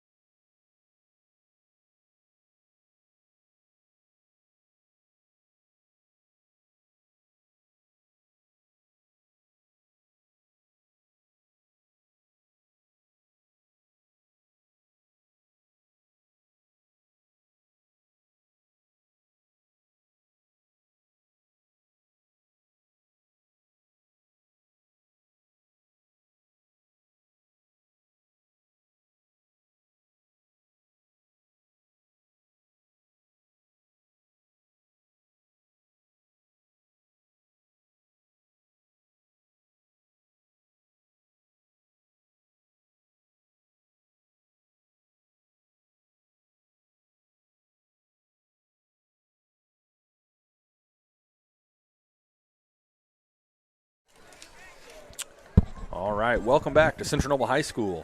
Homecoming 2023, Central Noble is up 17-0 against rival Churubusco. Quickly, some scores from around the area. East Noble at halftime is up on Columbia City 21-0. Carroll is up 24-6 over Homestead. Fairfield is up 19-14 over Garrett. One that kind of surprised me a little bit, Eastside's only up 14-0 on Fremont at this point. I figured that'd be a little bit more lopsided. And then, of course, the big one in the NECC tonight, Lakeland West Noble.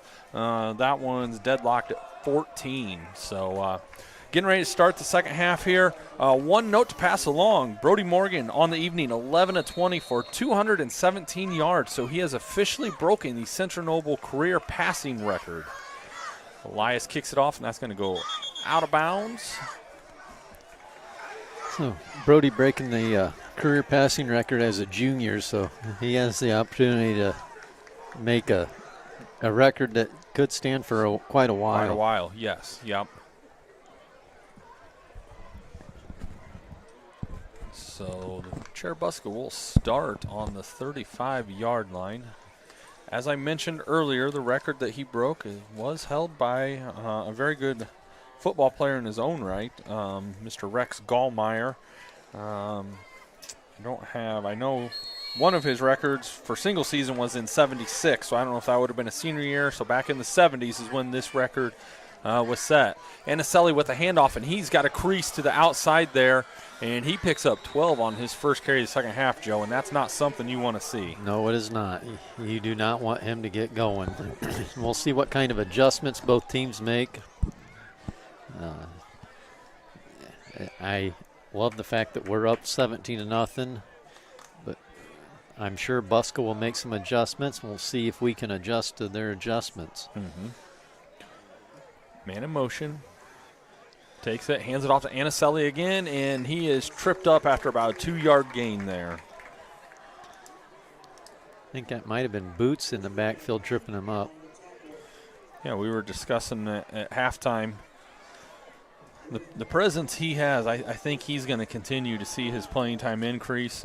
We both would like to see it increase offense and defense because he is a nice young prospect for the Cougars coming up.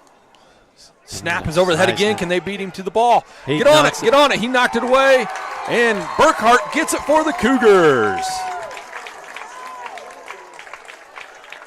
I tell you, Busco usually is a very good team at protecting the ball, and I don't know. I did not see it in any of the film from last week, but, man, they've had a lot of high snaps tonight. Yep. That one was well over Lawrence's head. So.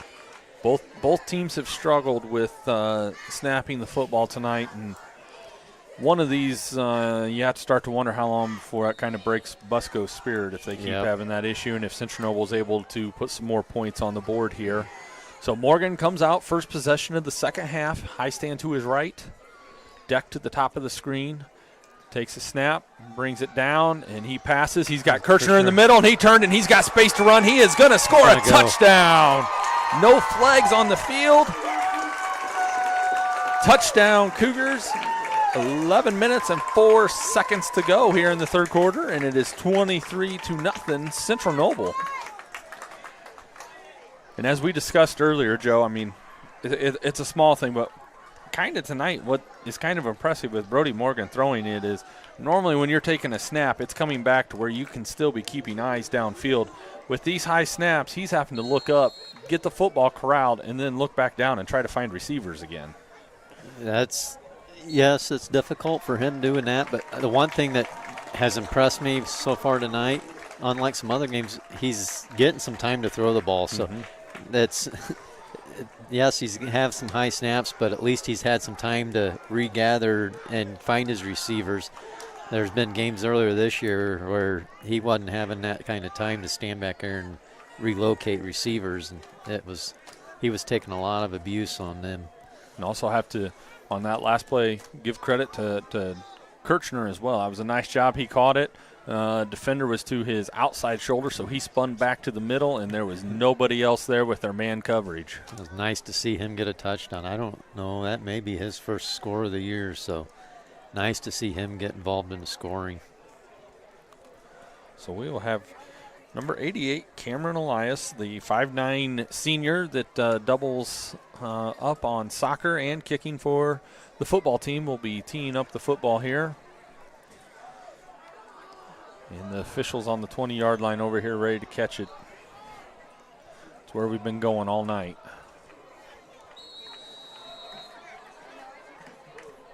I'd almost at some point maybe try and go to the other side and see if you can keep one of these in. Oh, it's off a Busco player.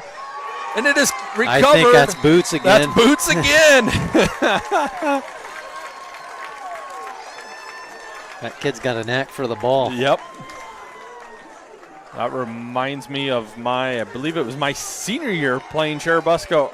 At Churubusco, we did the same exact thing. Kicked it off a kid's leg, bounced back to us, and were able to recover it. You were talking about one of these just demoralizing Busco. If we can score here, that may do it for them. Yep.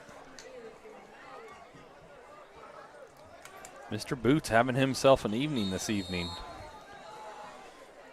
Talked with his parents at halftime. His grandpa and grandma were going to come to the game and decided not to. And I'm betting they're wishing they were here. He catches it. Deck gets it, and he's going to be out to the 50. Now, to be fair, they were told, I believe, not to come by Bentley. So Bentley's in trouble, I do believe. And I guess I hate to believe in superstition, but if it took me not coming to a game for my grandson to have that kind of a game, maybe I'd stay home more often. So Central Noble's going to come up about 2nd and 5 here. You got Deck to the bottom. You got Trips up to the top there. Morgan waiting to take the snap. He takes the snap. Back to pass. Throw it away. He's scrambling. He's going to come. He's going to get some yardage. He's got the first down. He got the first down. Good thing he didn't listen to me. He made something out of nothing there. And then he just got jacked by his own teammate. He's made a nice adjustment. He's kind of hopping when he's getting that snap, and I think that's helping him keep his eyes downfield some. So that's going to bring up first down for Central Noble. They're going to be on the 37-yard line here. And if you're Central Noble, just keep that clock ticking, keep it moving. High snap, brings it down.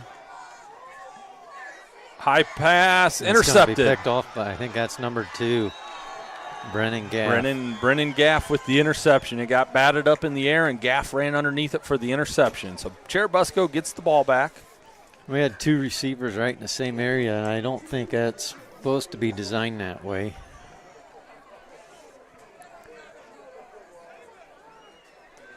So Churubusco takes over there, wanting to get up to the ball right away here.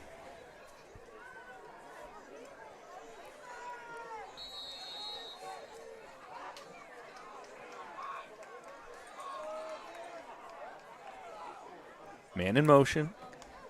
Lawrence takes snap, hands off to Anicelli. He's cutting back up the middle, and he's going to get a nice gain there, probably about 4 yards on the carry.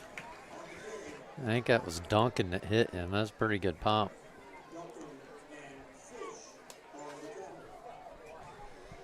So bring up 2nd and 6 for Busco.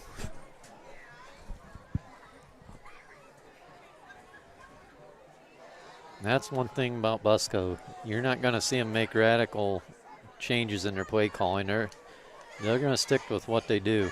Anicelli gets again, cuts back up underneath. And he's going to be first down, I do believe, on that play. Another nice run by Anicelli. I kind of wonder if that's a change they've made at halftime. Instead of trying to keep bouncing that a little bit further outside, just kind of banana that back to the middle if they're seeing some over pursuit maybe. And they do give them the first down.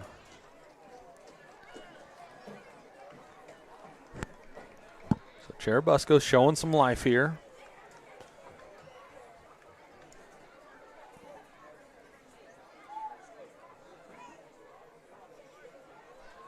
I don't know what we're waiting on. Man in motion, takes a snap, back, and he's going to throw it up to Holsombeck. Oh! That was actually he wasn't going 11, to Holsombeck. Yeah, he Ethan Smith, and yep. It was there. He had a step, and he dropped it. He would have been gone. I think that was Tarlton on coverage. Maybe got his hand in. He dove at the last second. I think that got the concentration off of the football there. So Central Noble catches a break there. It's going to be 2nd and 10 now for the Cougars. Churubusco shifting, overloading left. Hand it off to Anicelli. Nice job by Drew Pleat coming out, taking him low. Yep. Nice job by the defense stringing that out there, and then Pleat cleaning it up, and that's going to be a loss on the play of 2, do you think, Joe? And that's what it looks like. So nice job of Pleat. I mean, taking him out at ankles, you know you're not going to take him up top. Yep. Making a sure tackle. So if you're Churubusco, I'm sure you're getting into where you're going to be 2 downs here. Don't need it all this play. Oh, that's not going to help the cause, though. That's going to be a false start there. Number 62, Jackson Fleetwood, left a little bit early.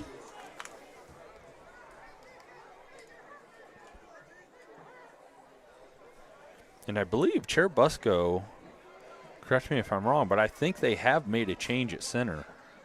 I believe number 72, Cameron Cordy, the sophomore, 6'2", 265 sophomore, is now the one handling the snapping. Yes, he is.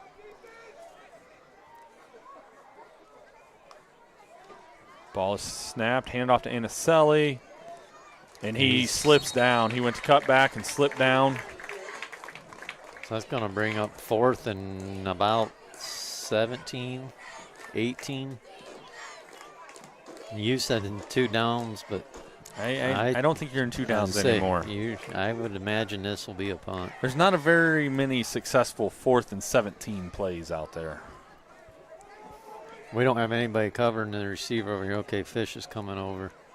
And we blocked the punt. Blocked it. So Central Noble will have great field position again. I wondered earlier watching that short punt if that ever would become an issue for them.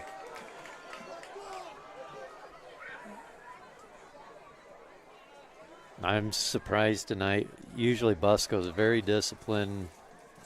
They're ball security. This is not a typical Busco game that I'm used to watching. So Brody Morgan and the Cougar offense come back out here. 1st and 10 from about the 42-yard line. Snap, hands it off to High Stand. He's looking to get outside, and there's a bunch of Busco guys. He's going to have to cut back in. And they take him down for about a loss of 1 on the play. And it was well after the play, well behind the play. Busco's, I think either their corner or outside linebacker took Morgan down, and he was talking to the official. I don't know if it was anything illegal, probably uncalled for. Mm-hmm. I was watching, it was actually 72 in there, Cameron Cordy again. He kind of blew that play up and made him bounce it outside even more. Morgan takes the snap, brings it down, and he's going to try to find somewhere to go. Nice job of driving his legs by Morgan. It looked like he was going to get maybe a yard out of that, and he was able to pick up 6. Yeah, he's going to bring up, it's going to make it 3rd and, looks like about 3rd and 5. 3rd and 5, yeah. And if I had to guess, this will be 2 plays to get 5 yards probably. I would think so.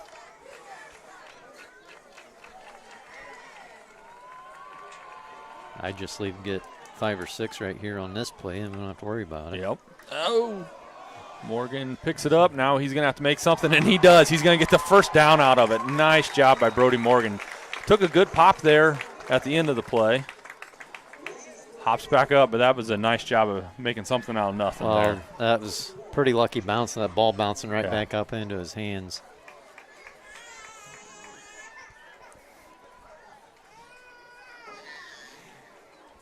Connor Fish bringing the play in for the Cougars. 6:13 and the clock is running. Here in the 3rd quarter of Central Noble's homecoming.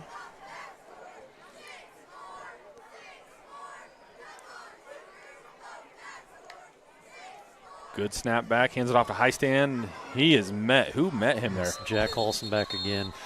We were talking about that young man at halftime, man. He has been bringing it, and he has been making some sticks tonight.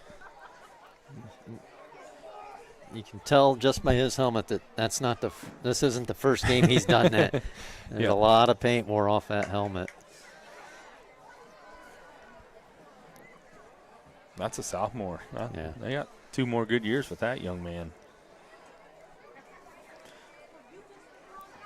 You got Ott out there that's a sophomore. You got Cordy that's a sophomore. That sophomore class for Busco's it's been a really good class for him. Lattimore's out there as a sophomore. They're going through some growing pains this year, but pop pass up the middle, knocked away last second. That broke up by Cameron Lattimore, another sophomore. Yep. So Tonkole out there as a sophomore. 31's Grant Sievers. He's a sophomore. A lot of seniors and a lot of sophomores for Busco. So that might be the one major upside for Churubusco now. These kids are growing up. They're getting some valuable experience that will help them in the future.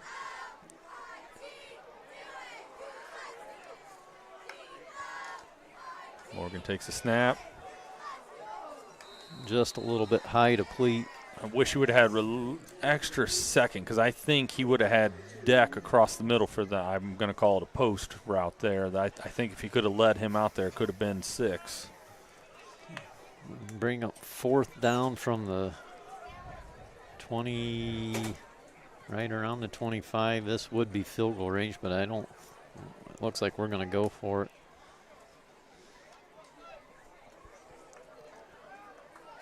So you have deck to the top, pleat to the bottom, Tarlton to the bottom. Long field goal, I guess.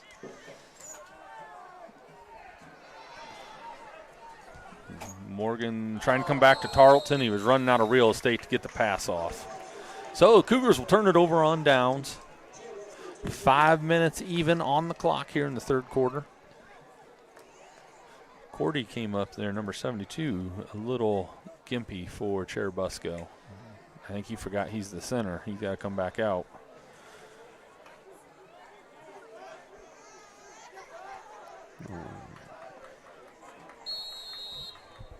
They list that young man at 6'2", and I don't think he's done growing. He's got some frame to him there. Anicelli with a handoff. The official's getting out of the way this time. Nice block there.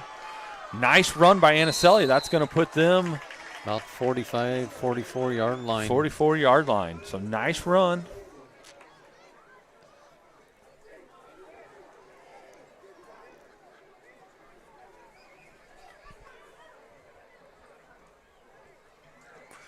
See if you see some of these Anicelli runs, if they counter back the other way with a little scissors action or something.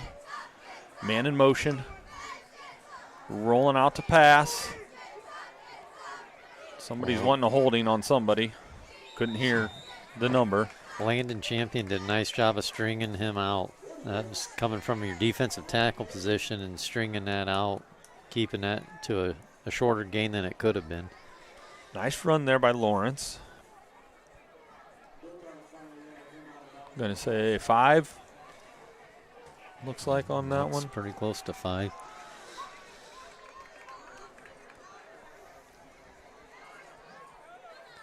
Take it back. Looks like Landon Champion's playing defensive end on that side.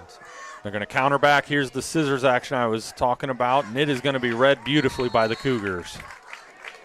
I believe that was number 11, Ethan Smith, countered back and got the handoff from Anicelli. Jacob Chenoweth was right there to bottle that up.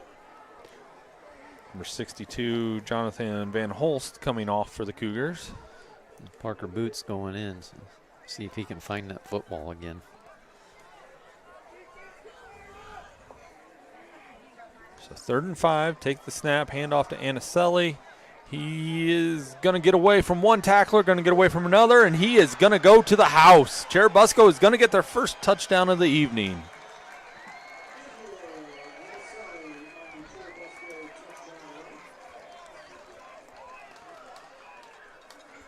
So with 4 minutes in the 3rd quarter, it is 24-6. And they're going to go for 2. Yep. Good move. but a huge opportunity for the Cougars. Yes. Yeah, so you got to stop because Nacy with the handoff, and he's not going to make it. As I say, if they 3-8 points, and yep, I mean that's a 3-score game. But. Yep. So with 4 minutes to go here at Central Noble's homecoming is Central Noble 24, Churubusco 6, and we will be back. Hello, this is Braden Arbogast of Central Noble Baseball. Central Noble Athletics would like to thank Rugg'd Apparel for their contributions to CN Athletics. Without their sponsorship, this live stream event would not be possible. Thanks again to Rugg'd Apparel, and go Cougars.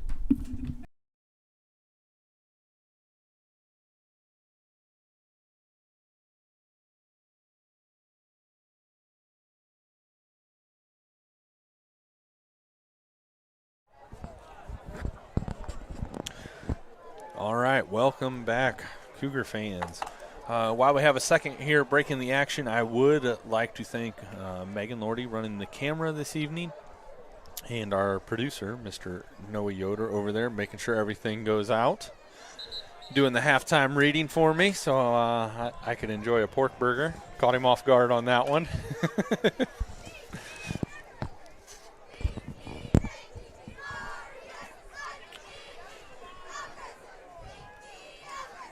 So number 1, Weston Rinker, the 6'1" senior, has it teed up.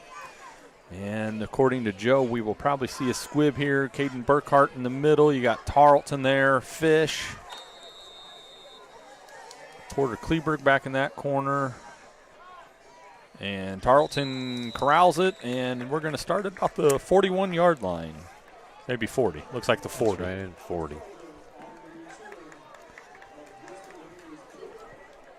Steve Lawson was out there. Some Jackson Schultz. So 1st and 10, Central Noble. Be very crucial for Central Noble here to use some clock. Control this football, get into the 4th quarter, holding on to the football. Drain that clock a little bit. Yep. Morgan with the snap. Oh, Weston Ott falls down pursuing. And he throws it out of bounds. Probably a wise move there. Only problem with all these throws is we're stopping the clock with our incompletions. So it'd be nice to establish our running game, grind some of this clock out.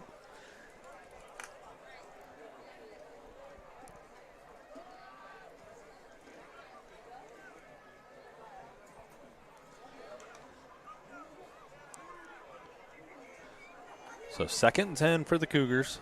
3:51 on the clock. Morgan has high stand to his right. 2 receivers to the bottom, 1 to the top. Takes a snap. And dangerous pass there by Morgan. Throwing across his body, back across the middle. Yep, that's a dangerous, dangerous pass. Looks like Morgan's maybe a little gimpy on that left ankle.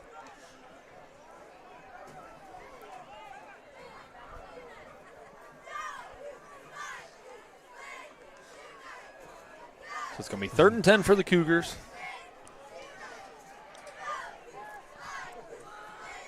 And we're going to be lucky to take 10 seconds off the clock this possession if we have another incompletion. There's a completion to Pleat. He's going to pick up about 6 yards before he's taken down, and I would think we will see Cameron Elias, I would think, for a punt. Try to pin him back as deep as possible.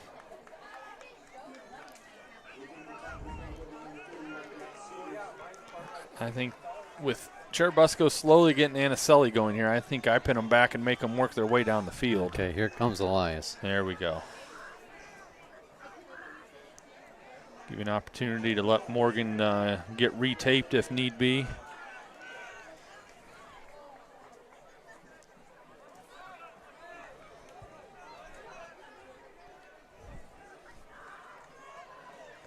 And it's blocked. Pleat picks it up, but he's going to have his work to get back. So there's the shot in the arm you need if you're Churubusco, getting the block punt off of a score, setting up great field position. And if you're Central Noble, you need to realize there's plenty of ball game left to play. Yep. You need to have that first half urgency that you had.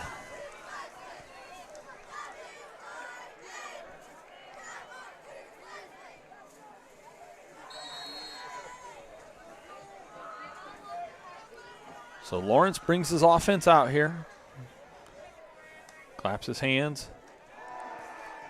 Pressure on him, and he just had to get that out as close as he could to somebody because he had Landon Champion was right in his face. Yes, he was.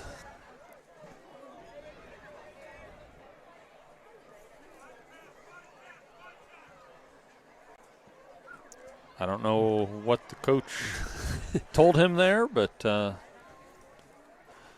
thought Landon got the pressure and was going to be coming out. That's what I thought too. Man, that's a little weird. Another run by Anicelli to that right side. He fought. That was a tough, looks like about 6 yards. So I don't know. It looked like we tried to maybe tough technique a little bit more as a defensive tackle there instead of shooting gaps. And I think I would shoot the gaps because that seemed to work better that first time. And something that could be big here towards the fourth quarter is seeing what conditioning's like on both sides. There's not a lot of numbers we talked about, so see who's in better shape here. Motion handoff to Anicelli. I thought he was down there. So but did I. Evidently not. We do have a flag on the play. And that's from this far official. That's got to be a lineup procedure, doesn't it? Well, it was way, way late. I thought maybe it was going to be a sideline warning or something on Central Noble, but the Central Noble coaches are talking about sending them back. So. Nope, it's on us, pointing Central Noble's direction. At least that's what the initial indication appears from their discussions. But yeah, that came out way, way late when the play was clear on the other side.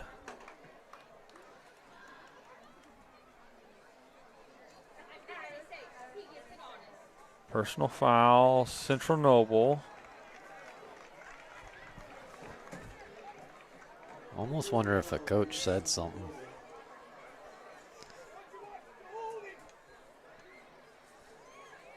I'm not sure what that was. I'm not sure either. I think the official gave a number to. But he gave 44, didn't he? 44 is not out there. I thought it was 54, but how he could see that from clear on the other side of the field, I don't know. I'm confused on that. Busco comes up with an overload right. That's Wildcat with Rinker there. And he's going to gain 6-7 yards, it looks like, getting far enough away that my old eyes cannot tell. So they're going overload again. They have 77 Chris Holler in there, 6'1", 349-pound lineman. So they're kind of going jumbo overload there.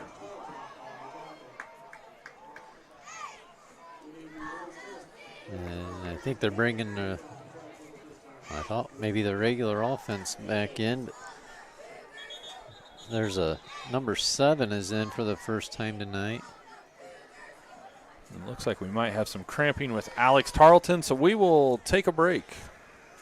Hello, this is Braden Arbogast of Central Noble Baseball. Central Noble Athletics would like to thank Rugg'd Apparel for their contributions to CN Athletics. Without their sponsorship, this live stream event would not be possible. Thanks again to Rugg'd Apparel, and go Cougars.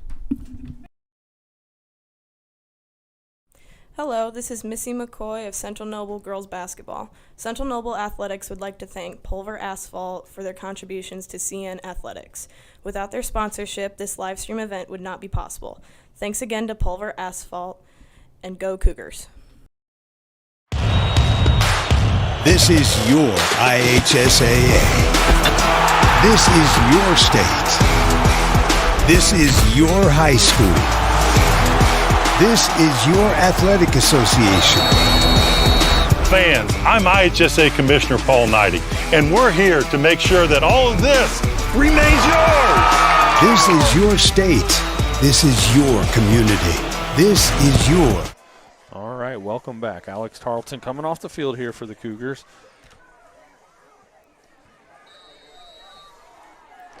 That is Rinker and the Wildcat. They got Lawrence out at wide receiver. He takes the snap. He tries to get to the outside, and he is brought down. That was a nice job by Kirshner. And there's going to be another flag. Be interesting what this is.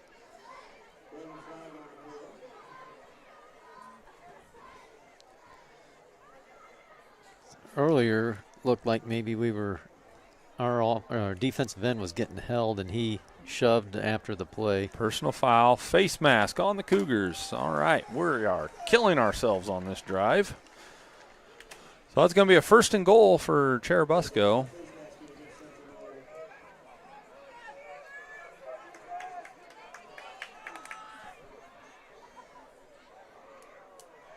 It's going to be 1st and goal. Looks like about the 3-yard line. 3-yard line. So they've got their stack, and they'll break out of that.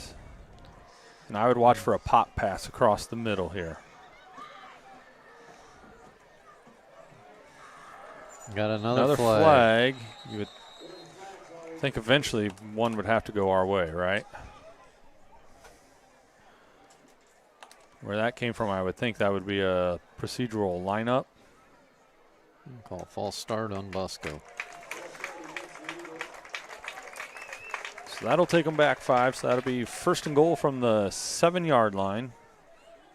44 seconds to go in the 3rd quarter. Central Noble is up 24-6. Churubusco is knocking on the door of the end zone right now.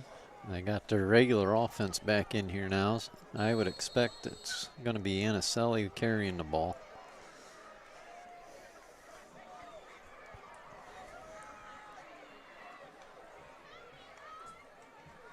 Handoff to Anicelli, trying to beat a guy to the outside. Nice job by Adam Marker. Adam Marker read that beautifully. Yes, he did. Yes. Oop. And I think Busco's going to try to get one more play in before the half. You got 17 seconds. Clock is running.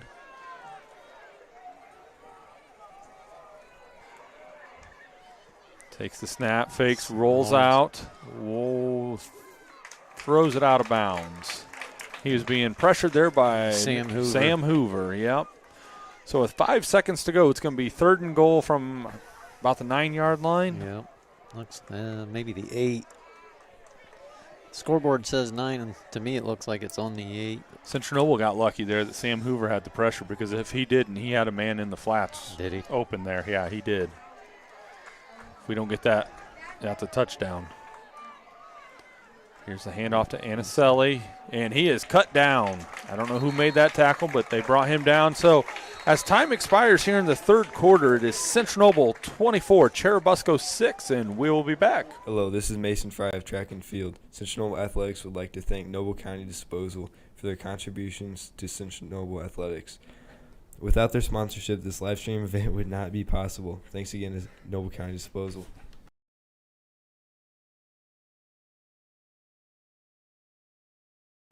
Hello, this is Ryan Kern of CN Baseball.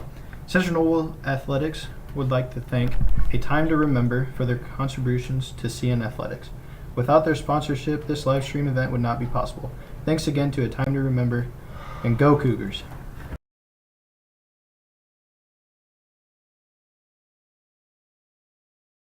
High school sports fans, welcome back to Game Time, to pure spirit, to pure sports. Welcome back to high school sports.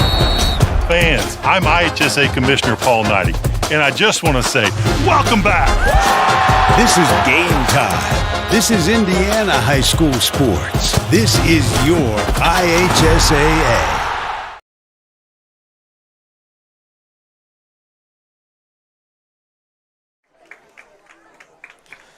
All right, welcome back, Cougar fans. We're going to be starting the 4th quarter, and I'm actually glad we're moving to this end where I don't have the press box post in my way to see anything. Now Joe gets to battle that. So it's going to be 4th and goal from the 8, and would love to see the Central Noble fans get into it here. Say we need a big stop here for Central Noble. Say cover 43. I bet that's where this is going. Pop pass. Yep. Oh, yes. Incomplete pass. It's off the hands of number 11. That is Ethan Smith. So nice job by the defense making a stop there. Nice job by the Cougars, but once again, Churubusco was down to 2-3 yard line, and they shot themselves in the foot with that penalty that set them back. Yep. This is it'll be a nice, long, sustained drive here, run a lot of clock off. If they could run 11 minutes and 58 seconds, it'd be great. Yeah, Damian Duncan in the backfield. High stand in the backfield with Morgan. Pleat coming off. Fish to the bottom, deck to the top. And hand off to high stand, and just nothing there. I think that was Holsenbeck again on the tackle. They got to be able to come up with some sort of misdirection of bringing high stand underneath Morgan and then bringing Duncan back the other way or something. The way they're pursuing, he fake that, and if you can get Duncan out in the flats or maybe even a bootleg with Morgan. Yep. So Cougars are going to let this play clock run. I imagine you'll see Busco pursuing hard, looking for a run. And Morgan's trying to find something, and there's just nowhere to run there. Central Noble's going the wrong way.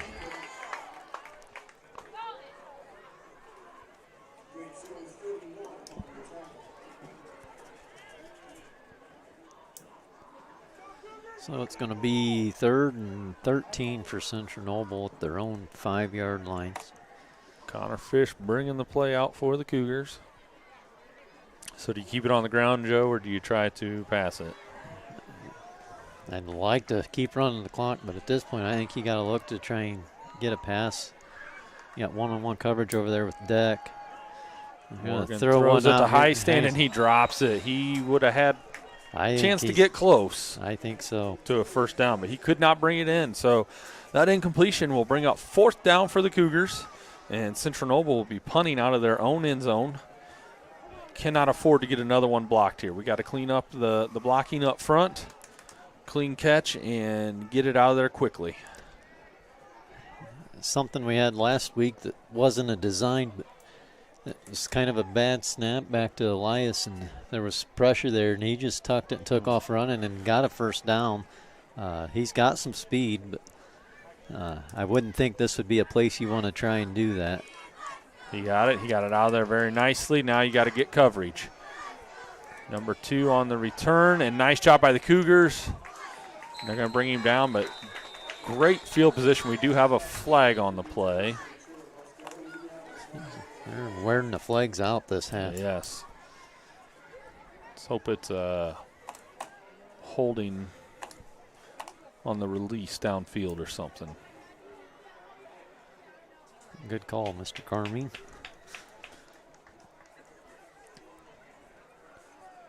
How does that work? Is that you can either add it on at the end, or can you? I would hope we could maybe move forward 10 and try another kick.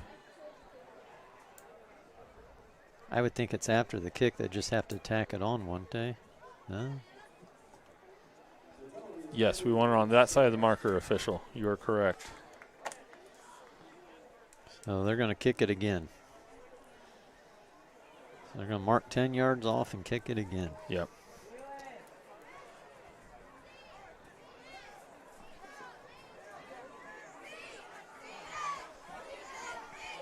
Churubusco's sending Bryce Lawrence back deep and Brennan Gaff back deep again.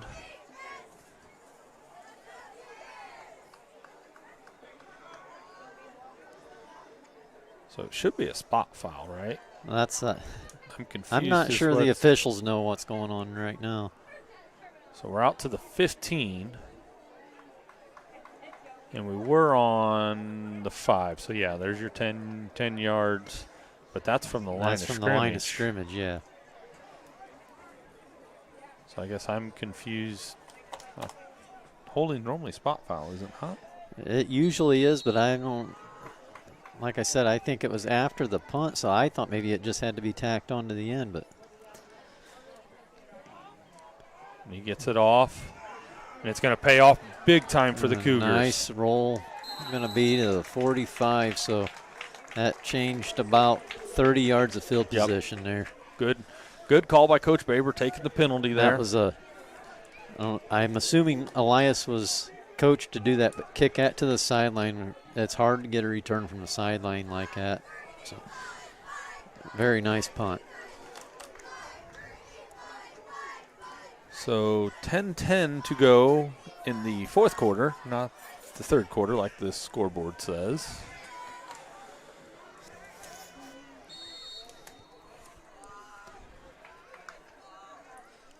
Anaselli with the carry. And he is met. Looked like may have been Chenoweth and Duncan on the tackle.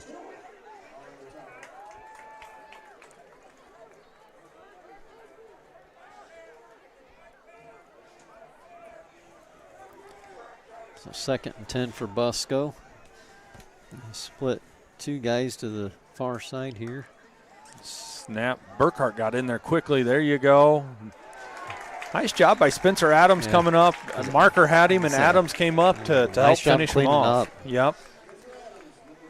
Maybe Central Noble made a few adjustments here on these plays with Anaselli going. First drive, Busco had Anaselli kind of got loose, but we're back to bottling them up. So like to see that.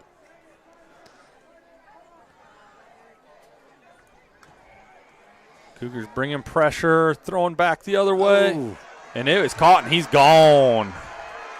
That is a touchdown. I thought Drew Pleat intercepted that. That is a Churubusco touchdown. That is number 43, Gavin Holsombeck, the 6'5 senior with the long touchdown. I'm not sure what Central Noble, because everybody on Central Noble stopped like it was incomplete or something. Like I said, I was watching the ball. I thought Drew Pleat intercepted that. I was actually watching Drew Pleat. So all of a sudden, Churubusco creeping back into this. They get this. It will still be a 2-possession ball game, so that's big for Central Noble. They hand it off underneath, and it is nowhere to go. So at this point, Churubusco is going to need 2 touchdowns to be able to come back and win this one, but there is still also 8 minutes and 58 seconds. There's plenty of time left. So and we have not sustained a drive here in the second half. The only score we have was the touchdown pass to Kirshner right there after the fumble. And so no drive for Central Noble really in the second half.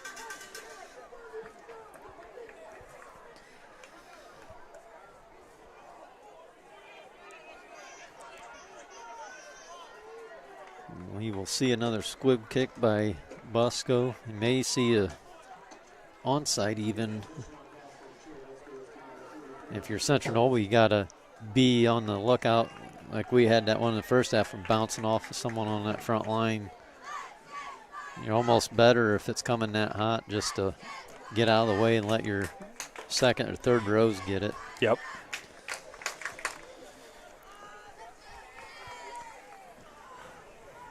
'61. Jackson Schultz. Front line, then you had Lawson.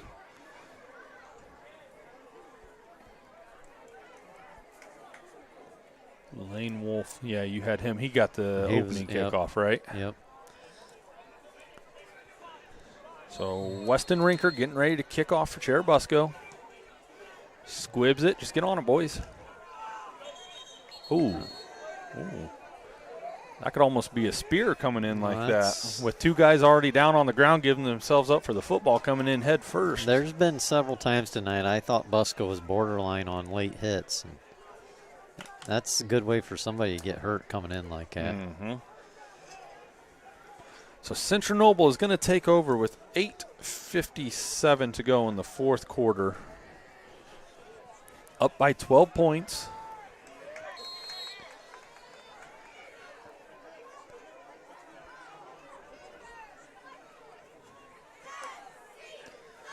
Morgan back to pass, fires it over to Tarlton, who catches it. He took a big hit. It'll be interesting what they call that. I didn't necessarily think it was anything other than a big hit. Yeah, and Tarlton needs to keep his head because he about gave it right back to him there. Good job by Coach Dial to get him off the field. I mean, if you're fighting for yards and you're being stood up, you got to understand somebody's going to be coming in head hunting for you. I'm not sure on the rules here in high school. They call that a helmet-to-helmet targeting. Does that disqualify the player? I'm not sure.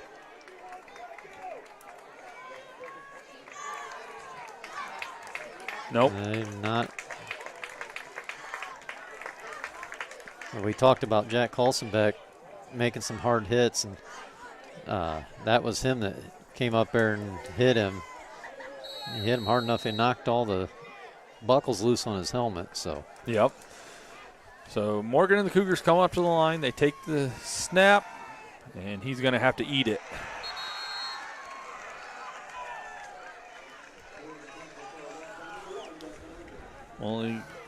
Only good thing about that play is the clock keeps running. Yes.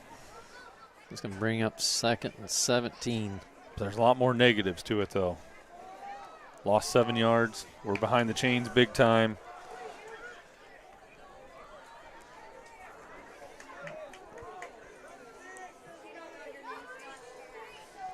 So one advantage you do have if you're Central Noble, Churubusco's not a passing team. So you're going to put them in a situation they're not comfortable in if they do get the football back here with time. Another pass from Morgan. He's rolling to his right. He's going to throw. It was intended for Tarlton. It was behind him. Coverage by Carson Tonkel. So now the clock is stopped. And we're 3rd and 17. I think this 3rd down I run a run play to keep that clock moving. We tried that earlier. We ran Heistian out into the flats, and that play was there. Maybe try and run that again.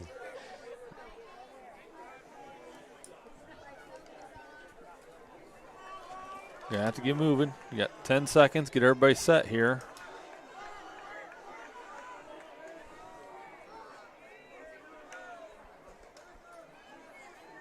Kind of a draw play with high stand, and he's going to get back to the line of scrimmage. Maybe a yard. So that'll keep bring out the punt team. Clock rolling. Cameron Elias will come out.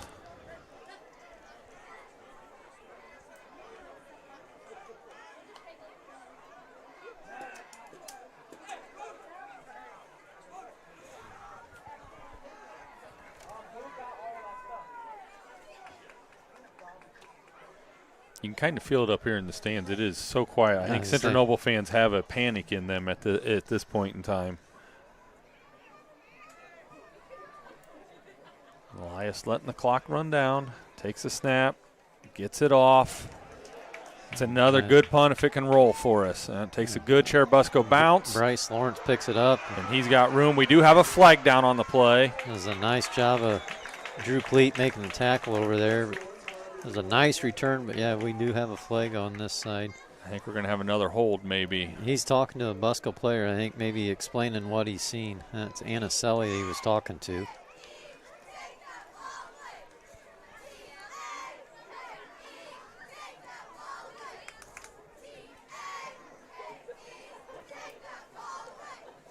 So if this is another hold, if you can, like I said earlier, I thought it had to be tacked on at the end. Chop block.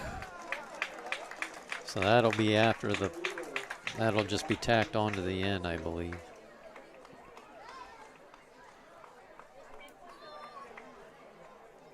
She's looking for a coach, and Coach Baber's on the bench talking right now.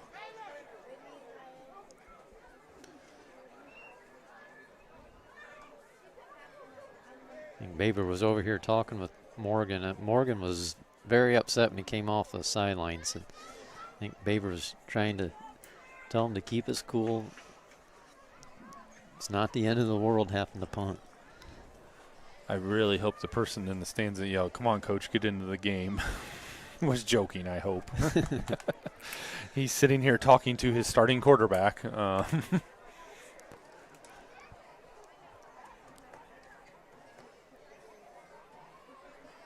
So we're going to be re-punting, I do believe. Replay 4th down. We did that earlier on the hold. He was able to punt it again. I think you're right. We need to aim a little more for the sideline here. I still don't think they know 100%. Oh, they just wanted a different ball. Yep. So, after the nice return by Lawrence, that's going to get wiped away, and Central Noble gets to punt it again. If I'm Elias, I'd aim for about I'm not so sure they're not going to go for it. Well, Morgan's still standing on the sideline over here, so. Well, so's your punter. Oh, he just put his helmet on. So. I was going to say. Your offense was heading out there. And that being the chop block, I think that's is a 15-yarder. So. That puts them 4th and 2. 4th and 1. Long 1, short 2, so. This is gut check time here if you're the offensive line. You need 2 yards, and this puts you in a great shape to win a football game. A good gamble by Coach Baber, because where the ball is at is where they had it essentially on the punt return. So even if you don't get it, you're giving them the ball where they had it. So good work by PA announcer Bob Amber to get the crowd to make some noise and get into it. And I think we're going to QB sneak it. And we false started. We jumped. And now you got to punt it.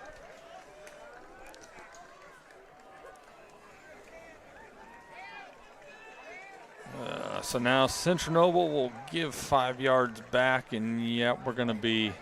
That's one of those where new experience and Morgan was up under center. We're not used to being under center. I think it was probably a silent count to boot. I would just a different situation. So Cam Elias back into the ball game to punt it off to Churubusco again.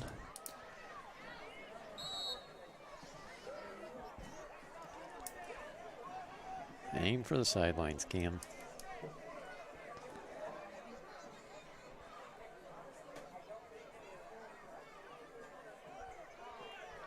You might as well snap it, I was going to say. Got under that one. Hopefully it takes a Central Noble roll. I think it hit Chenoweth. It's going to end up being about the 28-yard line, it looks like. So not a great punt, but no return, so that's not all bad. Yep. We got 6:47 to go in the 4th. Busco needs 2 touchdowns. So this is gut check time for your defense here. This is play smart. Don't go for an interception. Just keep them in front of you. And keep tackling Anicelli because he's going to get the ball a lot.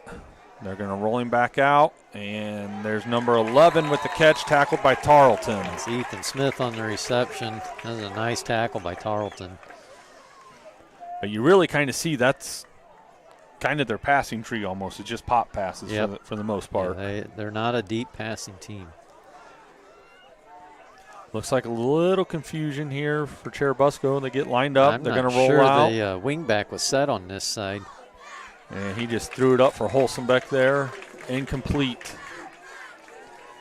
And number 11 on this side wasn't ever set, but he was the one that was having confusion kind of with the quarterback as they were lining up there. He was backing up, so I guess it wasn't technically. He could essentially be in motion, but it did not look natural. Yeah, it didn't look natural, no.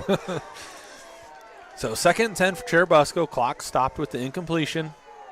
I need Mr. Boots to come up big here. We got a play. I don't know if that's. It's got to be a false start then, doesn't it? No, offsides on us. 5 free yards for the Churubusco.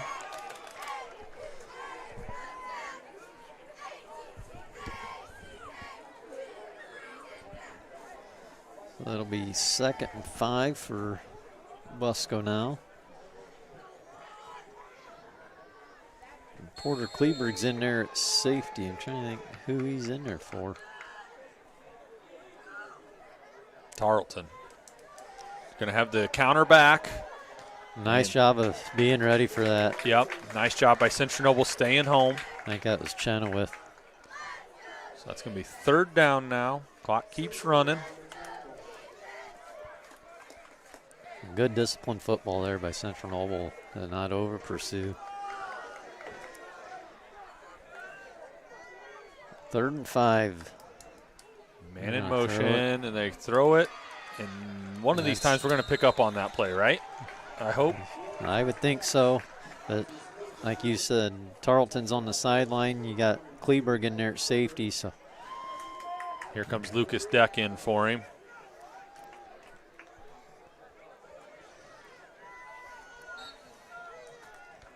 Tarleton is limping on that leg on the sidelines. Back to pass. He has to throw it to the flats, keep him in bounds. Yep, kept him in bounds. Clock keeps moving. Coach Baber's winding it for him. Chenoweth and Fish on the tackle there. That's one of those, if you're Churubusco, you wish Lawrence would have gotten out of bounds there, save you some time. Yep. Extra yard really wasn't worth it. 2nd 8 maybe. Hand off to Anicelli, stringing it out. And Cougars make the tackle there. I believe that was Chenoweth and Duncan again on the tackle. So that's going to bring up 3rd and 3. 67, Landon Champion checking in the game. I think trying to get some fresh bodies in there to finish out. Burkhart needs to get off the field. And another handoff to Anicelli. And he is chopped down about the 31-yard line. Nice tackle by Fish there. He gets out of that one. He's gone. Yep. We had brought Pleat off the edge on this side, so we had one less defender back here then. And Busco's, they're in hurry-up mode. Yep, because they got 4:49 and counting. Pop pass coming. Nice job by Pleat. Nice job of reading that and breaking that up. Yep.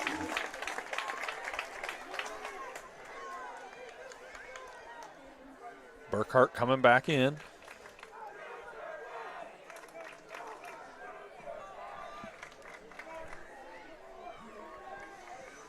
So this is going to be 2nd and 10.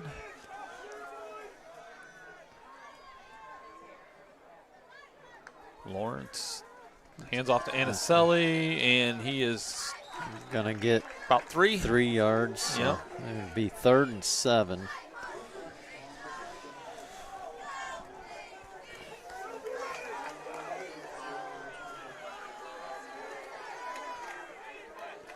Lawrence claps his hands, takes the snap. He's rolling out to make a pass, getting pressured, resets. Nice pass across the middle. Brennan Gaff.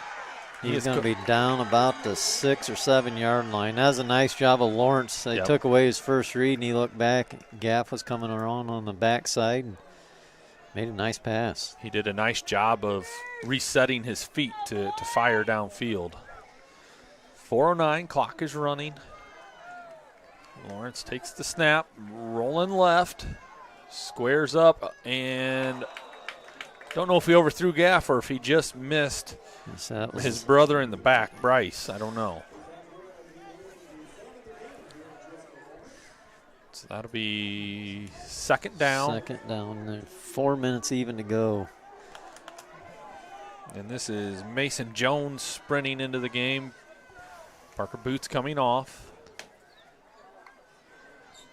Snap, rolled out, and incomplete pass. I don't think he had much going for him if he was able to bring it in. So 3rd down and 7.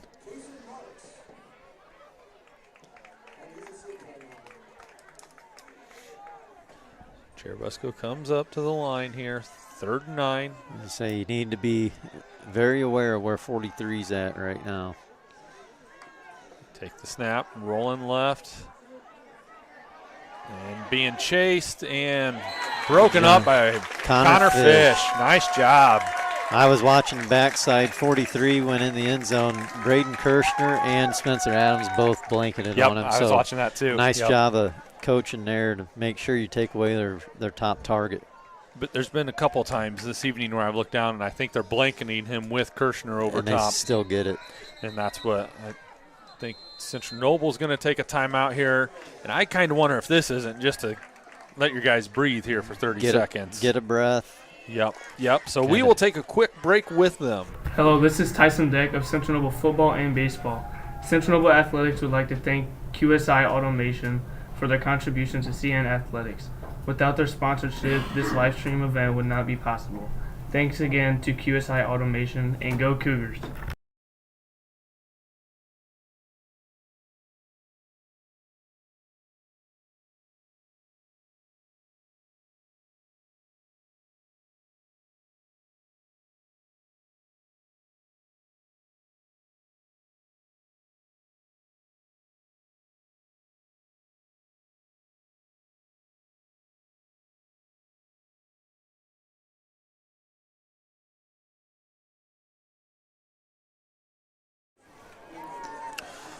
All right, welcome back.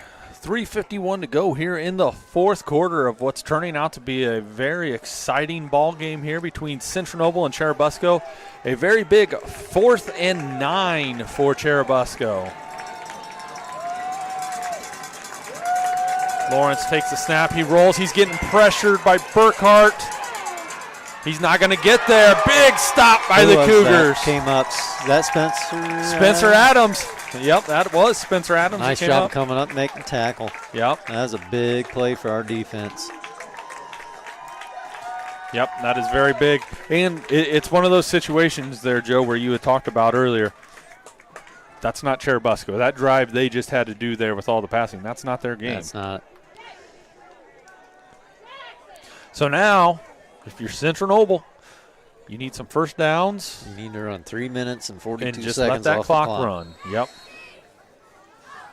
But that being said, we have had not been able to run the ball at all here in the second half. Busco has all 3 timeouts to burn. Sending Pleat in motion. He's going to come back. They handed it off. High stand on the handoff there. But once again, didn't look like we got any yards out of that. Yep. Got number 77, Chris Holler. Big young man in there, senior, 6'1", 349 pounds. He hasn't been in there a ton tonight, but I would think that would be a nice one to use to kind of fill that middle for you. He's a gap filler. Busco tends to be more speed oriented on their defense. But yeah, when they're expecting a lot of runs, he's in there to stop the run. So we're coming up on 3 minutes to go as Cougars approach the ball here. High stand to his right. Morgan claps his hands, takes the handoff. He's going to keep it, and he's going to try to find something. Breaks it to the outside, lowers his head, and he stayed in bounds. That is huge. He got 5 or 6 yards. It's going to bring up third and maybe 3 or 4. Got some nice yardage out of it, but he forced Churubusco to burn one of their timeouts by staying in bounds. Didn't get as much as I thought. It's going to be 3rd and 5. But yeah, making Busco burn a timeout, that's not all bad. Yes. Yep. So that be about 3rd and that's about 5, I'm going to call it, to go here when we come back. Central Noble looking to get the first down so that they can keep that clock moving, keep the pressure on Churubusco here. And those of you just tuning in, we did see this evening, once again, Brody Morgan set the new career passing record for Central Noble in a career. So congratulations to Brody on that.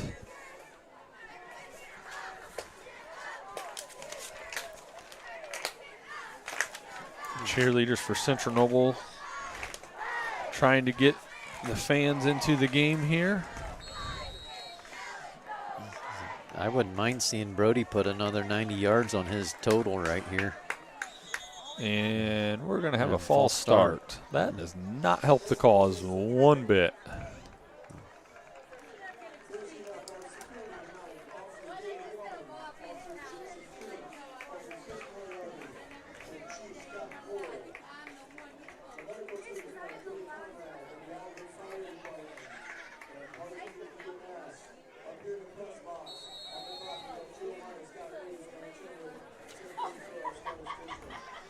So we have 3rd and 10 from the, we'll call it the 6-yard line. Morgan claps his hands, takes the snap, hands it off to high stand. There's nothing there. Nothing there. Lose a yard. But Busco will have to burn another timeout, but they're going to be set up with some really good field position here once they get the football back. So on this timeout, it is 24-12. Central Noble is up, and we will be back. Hello, it's Drew Pleat again of Central Noble Basketball. Central Noble Athletics would like to thank Hickson Sand and Gravel for their contributions to CN Athletics. Without their sponsorship, this live stream event might not be possible. Thanks again to Hickson Sand and Gravel. And go Cougs!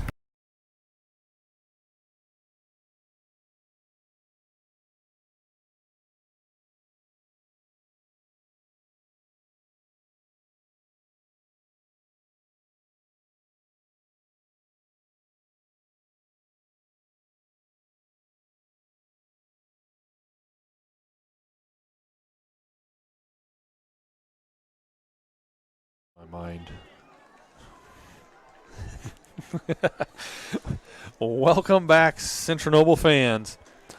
4th down for the Cougars. They will be punting the football away from your end zone. From your end zone. Make sure you get a good snap. If the snap is terrible, boot that thing out of the back of the end zone. Do not give up the touchdown. Yes. Give up 2 points if you have to. But let's just get a good snap back there, and we don't have to worry about that then. And Brian Dye will stand over here at the 44-yard line. I'd just let him catch it over here.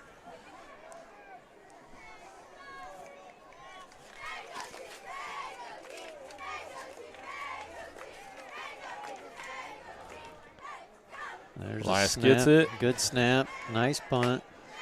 Gonna Takes bounce. a great Nice Central bounce. Noble bounce. Down at the 46-yard line. See how good this official is. Whistle's already dead.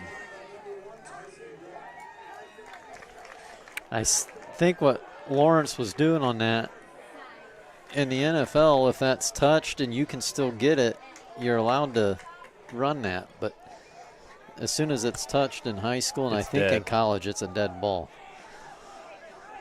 But Hey. yeah, it was a nice punt by Elias out of your own end zone. Busco's got to go 55 yards.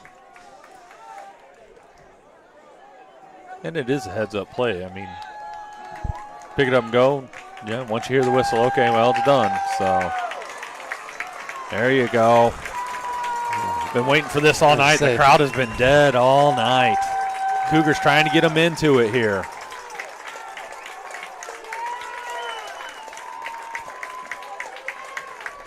First half they were into it, the boys were, and just here the second half. Third quarter was everybody sitting on their hands, just worried at that point. Finish a game out here, Cougars.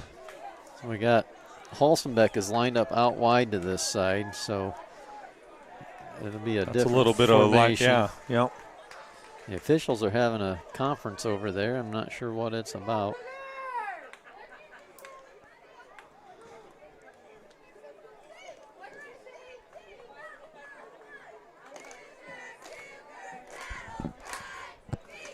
So we're going to set the football here. Churubusco coming out. They got twins top, twins to the bottom. Lawrence takes a snap, pressure, and a tackle there by Fish, which is a fine play. Keep him in front of you, give him up 7 yards, but that clock keeps running. Keep the clock running. And that is going to be Churubusco's final timeout. So when we come back, it will be second down for Churubusco. High school sports fans, welcome back to Game Time, to pure spirits, to pure sport. Welcome back to high school sports. Fans, I'm IHSA Commissioner Paul Nighty, and I just want to say, welcome back. This is Game Time. This is Indiana high school sports. This is your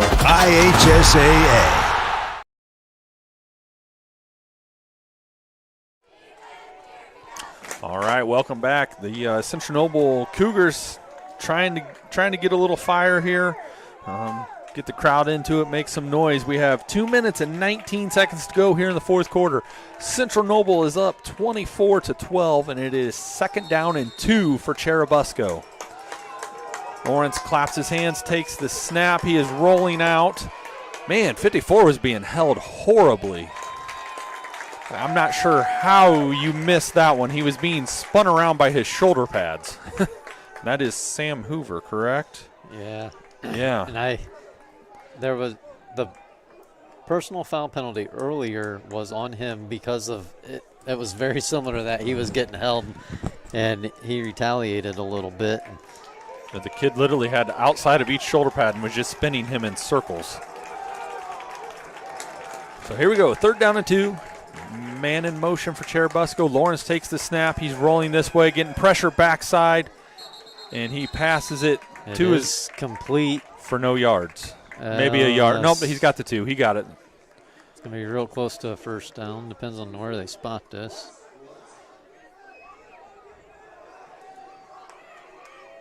I think he's going to be. Yeah, they marked it. So how they marked it for a 1st down before they even put the ball down, I don't know. But well, and the nose of the football's on this side of the line, and the marker was on the other. Anyways, here you go. 1st down, Churubusco. 2:08 to go. Finish it out, Cougars.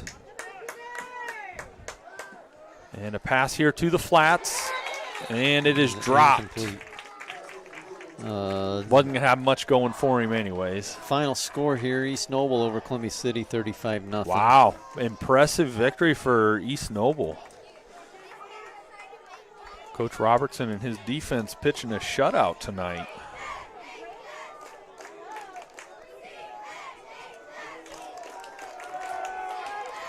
All right, here we go. 2nd down and 10 for the Cougars. Snap is back. Pressure by Marker. He's stepping up in the pocket, and he is going to be taken down. That was Parker Boots had him, and then Damian Duncan came in and cleaned it up. Yep. He's going to get a yard out of that.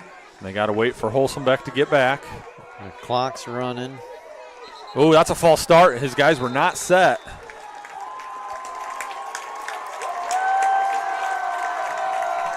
Got another score here for you, Ryan. Carroll 34, Homestead 20 in the 4th quarter. Okay. Anything on that West Noble Lakeland game? I haven't got down that far yet. Fairfield Garrett. Garrett 22, Fairfield 19. That's a final. Really?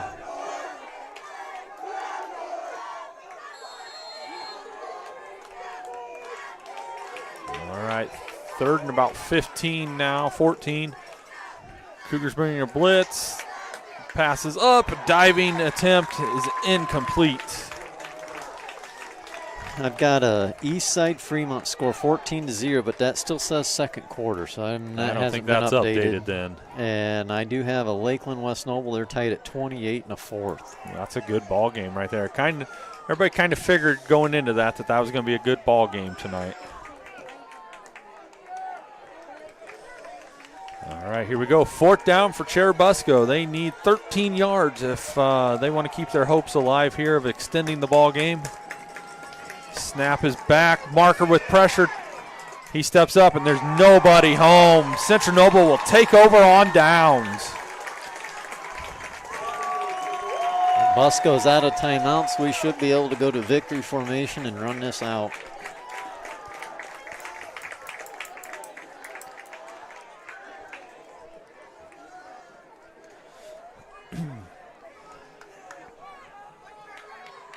I mean, you hate to say it, though. Got to get up under center. So, I mean, anything's possible.